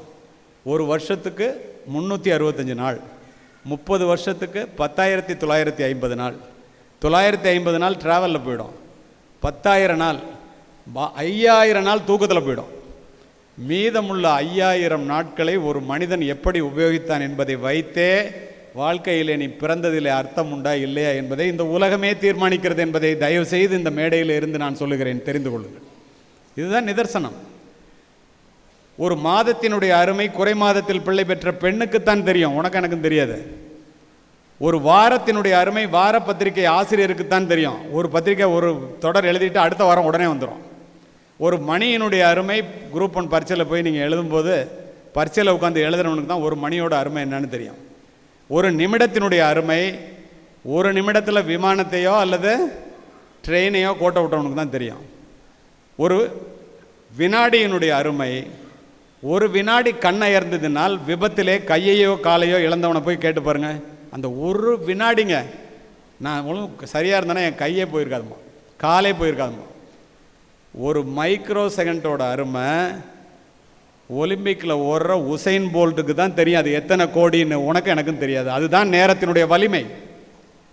இதை தெரிந்து கொள்ள வேண்டியது நீங்கள் தான். சுவிட்சர்லாந்து நாட்டுக்கு நானும் என்னுடைய மனைவியும் போயிருந்தேன். காரணத்தோடு சொல்கிறேன்.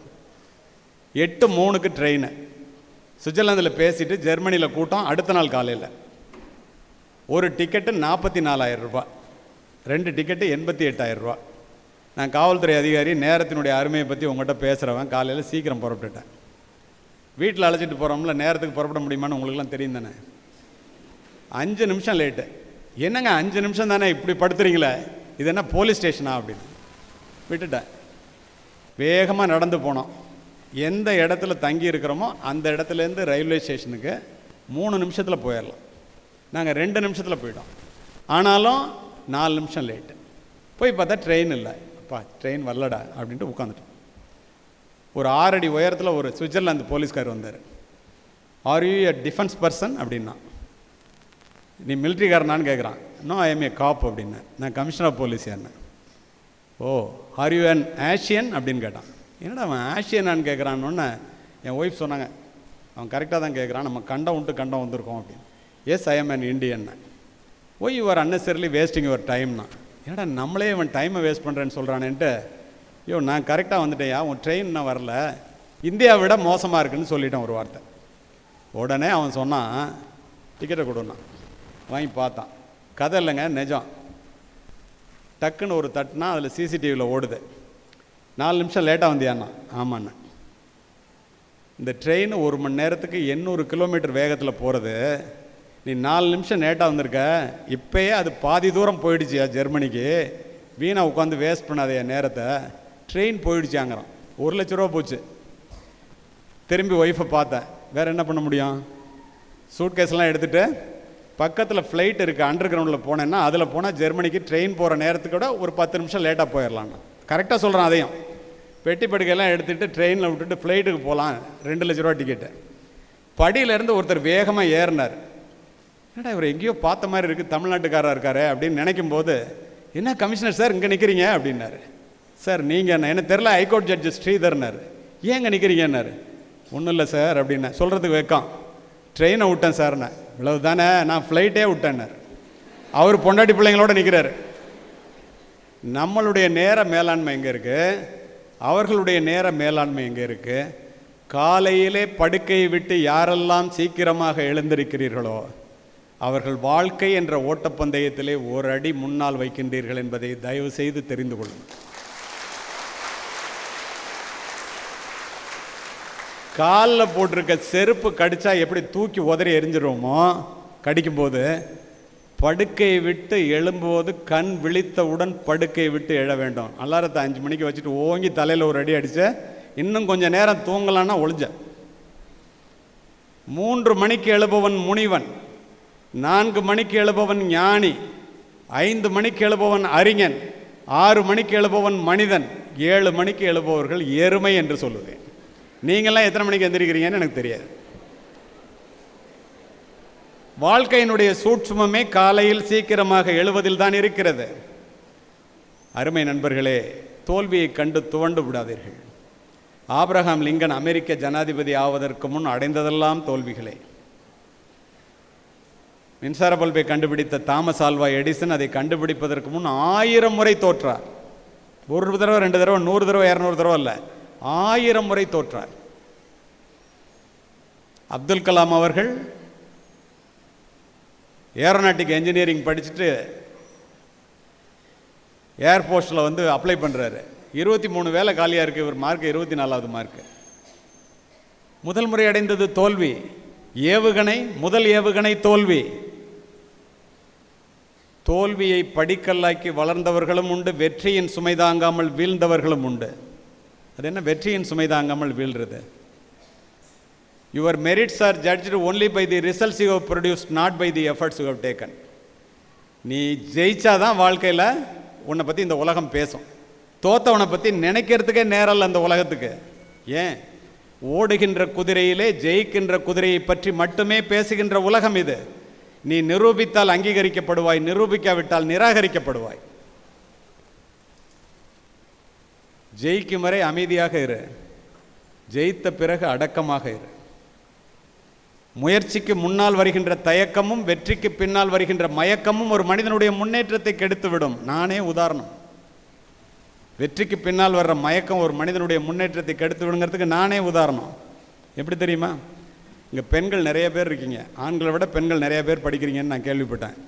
பெண்களுக்காகவே ஒன்றை சொல்லி 2 நிமிடத்திலே முடிக்கின்றேன். அருமை மாணவிகளே, நீங்கள் எவ்வளோ ஜாக்கிரதையாக இருக்கணும்னு மாணவர்கள் தெரிஞ்சுங்க. அதில் women are trying to prove that women can do what men can do.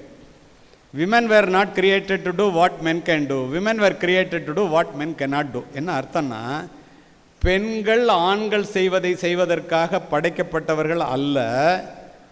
பெண்கள் படைக்கப்பட்டதனுடைய நோக்கம் ஆண்களால் செய்ய முடியாததையும் செய்வதற்காக படைக்கப்பட்டவர்கள் பெண்கள்.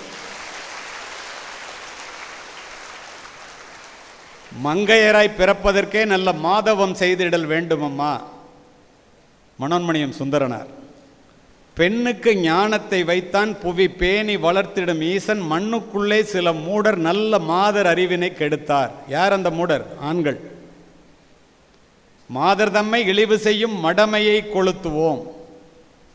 ஏட்டையும் பெண்கள் தொடுவது தீதென்றெண்ணினோர் மாய்ந்து விட்டார், வீட்டிற்குள்ளே பெண்ணை பூட்டி வைக்கும் விந்தை மனிதர் தலைகவிழ்ந்தார். பாரதி. பெண்ணடிமை பேசும் இத்திருநாட்டில் மண்ணடிமை தீறுதல் முயற்கொம்பே. ஆணும் பெண்ணும் நிகரனக் கொண்டால் அறிவில் ஓங்கி வையம் தழைக்கும்.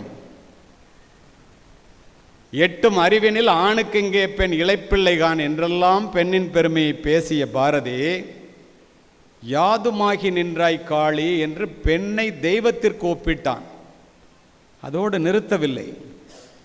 பெண் என்பவள் குருட்டு ஆண்தனத்தால் தொட்டு உணர முடியாத அற்புத யானை, கண்டுணர முடியாத பேரொளி. அதனால் யாதுமாகி நின்றாய் காளின்னா. அதுக்கு 100 வருஷத்துக்கு முன்னாடி பெண்ணின் பெருமை என்று வாழ்க்கை துணை என்ற புத்தகத்திலே திருவி கல்யாண சுந்தரனார் தெரிவிக்க, ஆண் எனும் அரக்கனாக பிறப்பதை விட பெண் எனும் பெரும் தெய்வமாக பிறப்பதுவே மேல் என்று பதிவு செய்தார். இதெல்லாம் எல்லாரும் தெரிஞ்சுக்கணும். இதெல்லாம் விட மிக முக்கியம், பெண்ணில் பெருந்தக்க யாவுள என்று அறத்துப்பாலிலே கேள்வியை எழுப்பிய வள்ளுவர், பெண்ணே பெருமையுடைத்து என்று பொருட்பாலிலே பதில் சொல்லி, பெண்ணில் பெருந்தக்கது இல், பெண்ணை விட பெருமையானது உலகத்தில் இல்லடா, காமத்துப்பாலிலே சொல்லி முடிக்கின்றார். 2000 வருஷத்துக்கு முன்னாடி சங்க இலக்கியத்தில் ஒரு பாட்டு, எல்லா ஆண்களும் தெரிஞ்சுக்கணும். அத்தி மலரும் அருங்காக்கை வெண்ணிறமும் கத்துப்புணல் மீன்பதமும் கண்டாலும் பித்தரே காணார் தெரியல் கடவுளரும் காண்பரோ மானார் விழியார் மனம். என்ன அர்த்தம் தெரியுமா? அத்திப்பூவை பார்த்துடலாமா, வெண்மை நிற காக்கையை பார்த்துடலாமா, மீன் நீரில் நீந்து போகிற தடத்தை கூட பார்த்துடலாமா. ஆனால் ஞானிகளுக்கும் தெரியாதான். கடவுளுக்கு தெரியுமா என்னன்னு சந்தேகமா? எது? மான் போன்ற விழிகளை உடைய மங்கையரினுடைய மனதை அறிந்தன், மனைவியினுடைய மனதை அறிந்தவன் உலகத்தில் எந்த மனிதனும் இல்லைண்டான். ஆனால் நம்ம என்ன நினைக்கிறோம்? நமக்கு தாண்டா எல்லாம் தெரியும்னு. எவ்வளோ பெரிய முட்டாள் பாரு நம்ம. இதை எதுக்கு இந்த இடத்துல சொன்னேன் தெரியுமா? 3 முறை தங்கப்பதக்கம் பெற்றவனு நீங்கள்லாம் கை தட்டினீங்கல்ல, 4வது முறை நான் தங்கப்பதக்கம் பெறுவேன் என்று என்னை நம்பி இந்த தமிழக காவல்துறை அனுப்பியது. ஜம்முவில் நடந்துச்சு. புரிகிற மாதிரி சொல்லணும்னா 100 கஜ தூரத்தில் டார்கெட் இருக்கும், 6 ரவுண்டு ஃபயர் பண்ணணும். புல்லில் அடித்தா 5 மார்க், இன்னரில் அடித்தா 3 மார்க், அவுட்டரில் அடித்தா 1 மார்க். நான் தான் ஜெயிப்பேன்னு நினச்சிக்கிட்டு நான் போகிறேன். முயற்சிக்கு முன்னால் வருகின்ற தயக்கமும் வெற்றிக்கு பின்னால் வருகின்ற மயக்கமும் ஒரு மனிதனுடைய முன்னேற்றத்தை கெடுத்து விடும்னு சொன்னல. ஒவ்வொரு தடவை போட்டிக்கு போகும்போது நாக் அவுட் சிஸ்டத்தில் எல்லாரும் அவுட் ஆவாங்க. இதை ஏன் சொல்கிறேன்னா, பெண்களினுடைய திறமை என்ன என்று பெண்களும் உணர வேண்டும், ஆண்களும் தெரிந்து கொள்ள வேண்டும். பிகைன் வுட்ஸில் என்னை ஒரு இன்டர்வியூ பண்ணான். துபாயிலேருந்து வந்து பேசிட்டு இறங்கினோன்னே 5 நிமிஷம் சொல்லிட்டு போயிட்டான். ராத்திரி 1 மணிக்கு கூப்பிட்டான். சார், ஒரே நாளில் 37 லட்சம் பேர் பார்த்துட்டாங்க சார். நான் 3 மில்லியன், 3.7 மில்லியன். உங்களில் சிலர் கேட்டிருக்கக்கூடும். மற்றவர்களுக்காக இந்த பதிவு. பெண்களுடைய திறமை என்ன என்று தெரிந்து கொள்வதற்காகவே இந்த பதிவு. ஒவ்வொரு தடவையும் ஒரு அரை மார்க் 1 மார்க்கு ஃபைனலில் நான் கூட வாங்கிடுவேன். நான் கோல்டு மெடல் வாங்குவேன். அச்சுதன் நாயர்னு ஒரு ஐபிஎஸ் ஆஃபீஸர் வருவார், கேரளாவிலேருந்து, நல்லா சுடுவார். அவர் சில்வர் மெடல் வாங்குவார். 4வது தடவை போகும்போது ஃபைனலுக்கு வந்தாச்சு. எங்கடா அச்சுதன் நாயர்னா அவர் ரிட்டையர்ட் ஆகிட்டார். எனக்கு மகா மகிழ்ச்சி, நமக்கு போட்டியே இல்லை.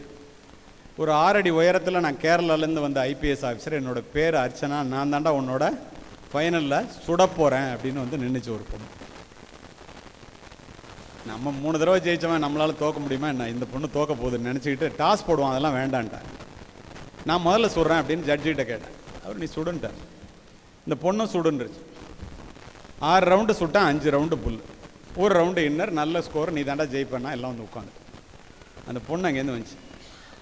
ஒரே மூச்சில் 6 ரவுண்டு சுட்டுச்சு. 5 ரவுண்டு புல், 1 ரவுண்டு இன்னர்.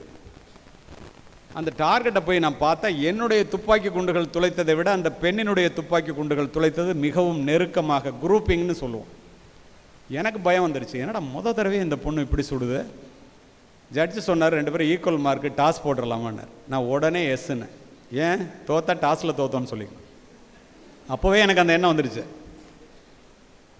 நீ என்னவாக வேண்டும் என்று நினைக்கிறாயோ அதுவாகவே ஆகிடுவோம்ல. அந்த பொண்ணு அங்கேருந்து வந்துச்சு. Mister Kaliyamoorthy, this is not a game of chance, this is a game of skill. இது வந்து சீட்டு குளிக்க போட்டு எடுக்கிற விளையாட்டு இல்லைடா, திறமையை முடிவு பண்ணுறது. உனக்கு தைரியம் இருந்தாவா திரும்ப சுடலான்னு ஒத்துக்கிட்டேன். ஜட்ஜு 10 ரவுண்டு கொடுத்துட்டாரு. திரும்ப ஈக்குவல் ஆகிடக்கூடாது, டை ஆகிடக்கூடாது. உலகத்தில் உள்ள தெய்வங்கள் எல்லாத்தையும் வேண்டிக்கிட்டு நான் ஒரே மூச்சில் 10 ரவுண்டை சுடுறேன். 9 ரவுண்டு புல்லு, 1 ரவுண்டு இன்னர். என்னுடைய ப்ராக்டிஸில் கூட நான் அப்படி சுட்டது கிடையாது. தினம் 20-25 ரவுண்டு ப்ராக்டிஸ் பண்ணிகிட்டு இருந்த காலகட்டம் அது. ஆனால் அந்த பொண்ணு வந்து ஒரே மூச்சில் 10 ரவுண்டு சுட்டுச்சு. 10க்கு 10 புல். நான் தோற்று போய்விட்டேன். முத்துக்குமாருங்க சொன்னதெல்லாம் கவர்மெண்ட் ரெக்கார்டில் ஜெயிச்சதெல்லாம் தானே வச்சுருப்பான். அதை சொல்கிறாரு. தோத்ததையும் சொல்கிறது தானே நியாயம். ஆனால் இனிமேல் தான் கிளைமேக்ஸு. அதனால தான் உங்கள்கிட்ட சொன்னேன். துப்பாக்கி தூக்கி கீழே போட்டேன். கோவத்தில் ரொம்ப உணர்ச்சி வசப்பட்டு தூக்கி போகிறேன். அந்த பொண்ணு தொடச்சி கொடுத்துட்டு எனக்கு ஒரு சல்யூட் அடிச்சிச்சு. பட்டு நான் எந்திரிச்சு, நீ ஜெயிச்சிட்டியம்மா, 4ல் உனக்கு சல்யூட் அடிக்கணும்னு நான் சல்யூட் அடித்தேன். அந்த பொண்ணு என்ன தெரியுமா சொன்னிச்சு? கலியமூர்த்தி அவர்களே, என்னிடம் தோற்றதற்காக எப்படி கேட்குறீங்க பாருங்க. நீங்கள் துளி கூட வருத்தப்படக்கூடாது. ஏன் தெரியுமா? நான் யார் தெரியுமா? 3 முறை உங்களிடம் தங்கப்பதக்கத்தை பறிகொடுத்த அச்சுதன் நாயரினுடைய மகள் நான் என்று.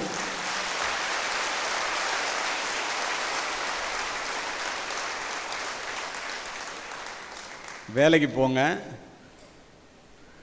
அம்மா அப்பாவை கடைசி வரைக்கும் பார்த்துக்குங்க. இங்கே யாருமே எதிர்பார்க்காத ஒரு நிமிஷம் சொல்லி முடிக்கிறேன் நான். 2 மாதத்துக்கு முன்னாடி 10 பாத்திரம் தேய்ச்சி தந்தையை இழந்த ஒரு தாய் இருக்கிற சொத்தை விற்று தான் பிள்ளைய வந்து சிங்கப்பூரில் வேலை வாங்கி கொடுத்து, உங்களுக்கு உங்கள் அம்மா அப்பா கஷ்டப்படுற மாதிரி வேலையை வாங்கி கொடுத்து அனுப்பிச்சிருச்சு. மொதல் 2 வருஷம் வந்துட்டு போனால், அடுத்த 2 வருஷம் பேசிக்கிட்டு இருந்தால், அப்புறம் வரவே இல்லை. ஒரு பேர பிள்ளையை பார்த்துட்டு செத்து போகிறேன்டா, கல்யாணம் பண்ணிக்கடா, வந்து உன் முகத்தை காமிச்சிட்டு போடான்னு இந்த தாய் அழுகுறாங்க. கதை இல்லைங்க, நிஜம். அங்கேருந்து வர்றாங்க. இது உங்களுக்கு சம்மந்தம் இல்லாத சப்ஜெக்டு, ஆனால் வாழ்க்கைக்கு மிக தேவையான சப்ஜெக்ட். அங்கேருந்து வந்தோடனே நான் சொல்கிறத நீ கேட்டால் நான் கல்யாணம் பண்ணிக்குவேன், உன்னை சிங்கப்பூர் அழைச்சிட்டு போவேங்கிறான். நீ என்ன சொன்னாலும் கேட்குறாங்கிறான். பிள்ளை பாசம் கண்ணை மறிக்கிறது. 80 வயசு அந்த அம்மாவுக்கு. எல்லா சொத்தையும் விற்றுருனான். வீடு உட்பட மீதி இருந்த நிலம் எல்லாத்தையும் விற்றுருச்சு. பணத்தை கூட நான் வாங்கிட்டான். வேறு எங்கேயும் இல்லைங்க, திருச்சியிலேருந்து புதுக்கோட்டை போகிற வழியில் வீடு. திருச்சி ஏர்போர்ட்டுக்கு காலையில் 7:30 மணிக்கு அம்மாவை, நீ வா, உன்னை சிங்கப்பூருக்கு அழைச்சிட்டு போய் நான் உன்னை அங்கே கல்யாணம் பண்ணிக்கிறேன், நீ பேர பிள்ளையை பார்க்கலான்னு தாயை அழைச்சிட்டு வரோம். 80 வயது மூதாட்டி. வந்தான்.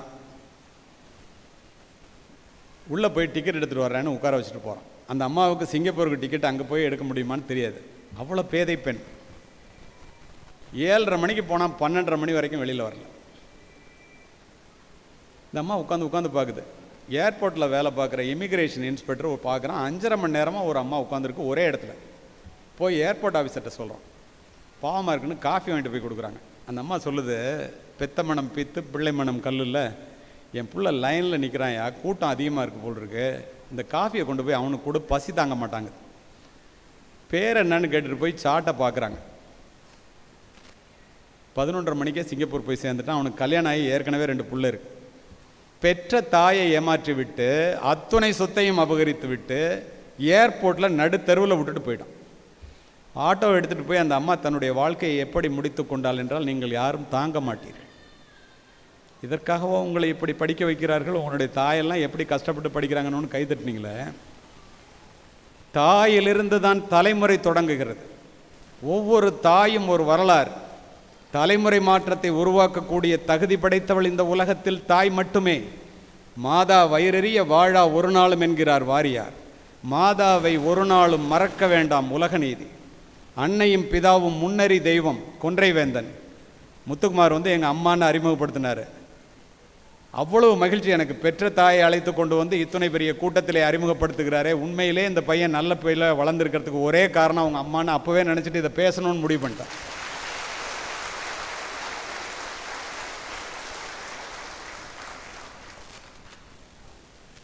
பத்து மாதம் உன்னை சுமந்து புரண்டு படுத்தால் கூட உனக்கு வலிக்குமே என்று உனக்கு வேண்டியதை உண்டு, தனக்கு வேண்டியதை வெறுத்து, உனக்காகவே நீ பிறப்பதற்கு முன்பே இறைவனிடத்திலே உனக்காக இறைவனிடத்திலே வேண்டிய, பிறப்பதற்கு முன்பே ஒரே ஒரு உன்னதமான ஜீவன் இந்த உலகத்தில் உண்டென்றால் அது உன்னை பெற்ற தாயை தவிர வேறு யாரும் இல்லை.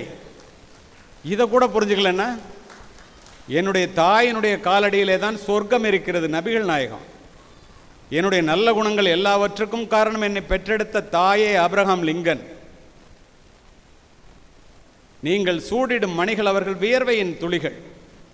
தாயினுடைய உழைப்பிலே வளர்கிறோம், தந்தையினுடைய வியர்வையிலே உயர்கிறோம்.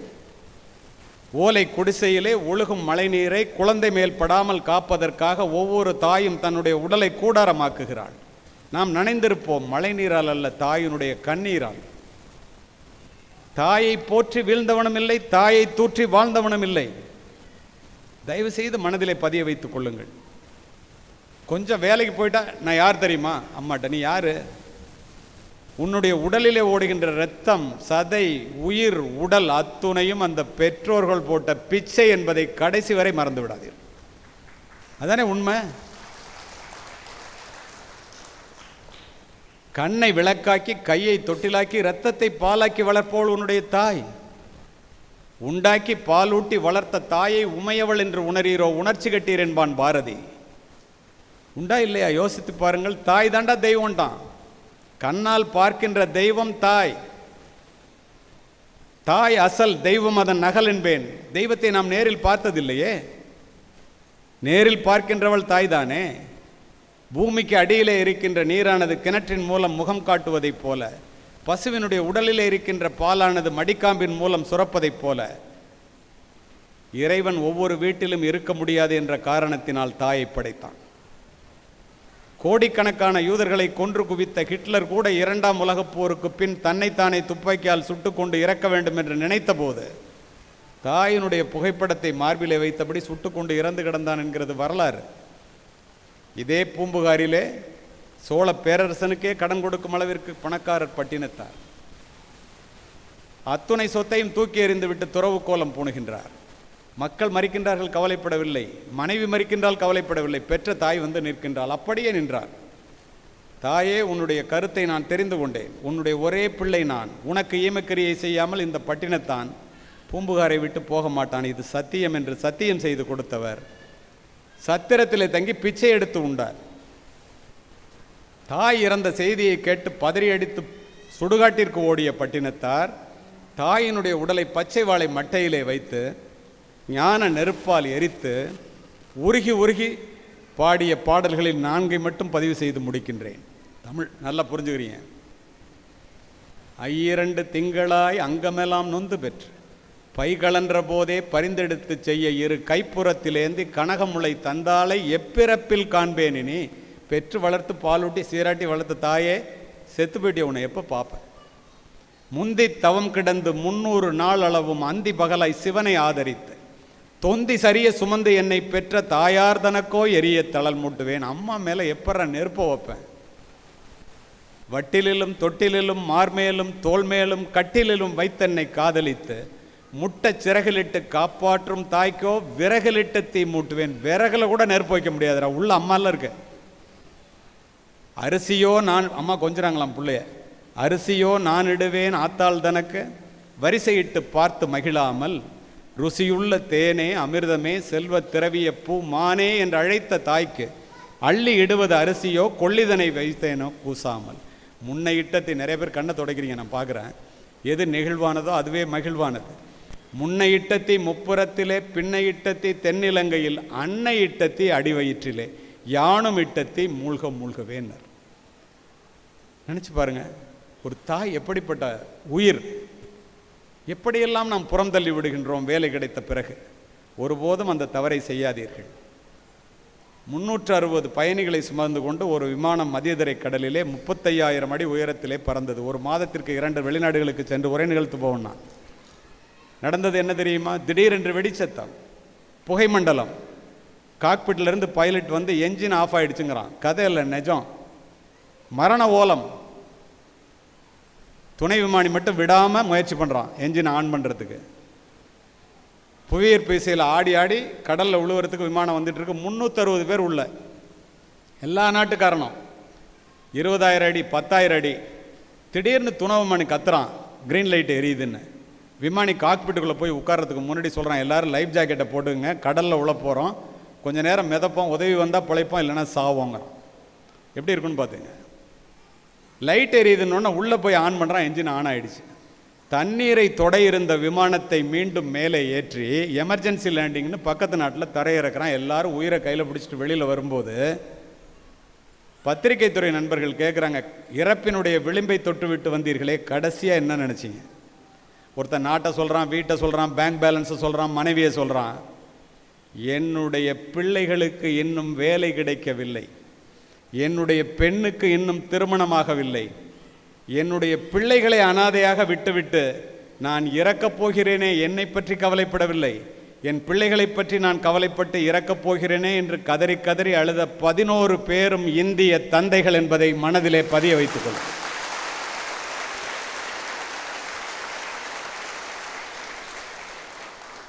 இந்த அண்ணா ஐஏஎஸ் அகாடமியானது ஒரு வளமான நிலம் என்பதை தெரிந்து கொண்டு நான் இங்கே வந்தேன். வளமான நிலத்திலே விழுகின்ற விதைகள் ஆலமரமாக வளரும் என்பதில் கிஞ்சித்தும் சந்தேகமில்லை.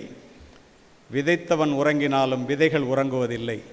நான் இதுவரை உங்களிடம் சொல்லியது அத்துணையும் வார்த்தைகள் அல்ல, அத்துணையும் விதைகள். அமைதி காத்த அத்துணை நல்ல உள்ளங்களுக்கும் என்னை அழைத்து பேச வாய்ப்பு கொடுத்த முத்துக்குமாருக்கும் காமராஜுக்கும் நன்றியை கூறி விடைபெறுகின்றேன். நன்றி, வணக்கம்.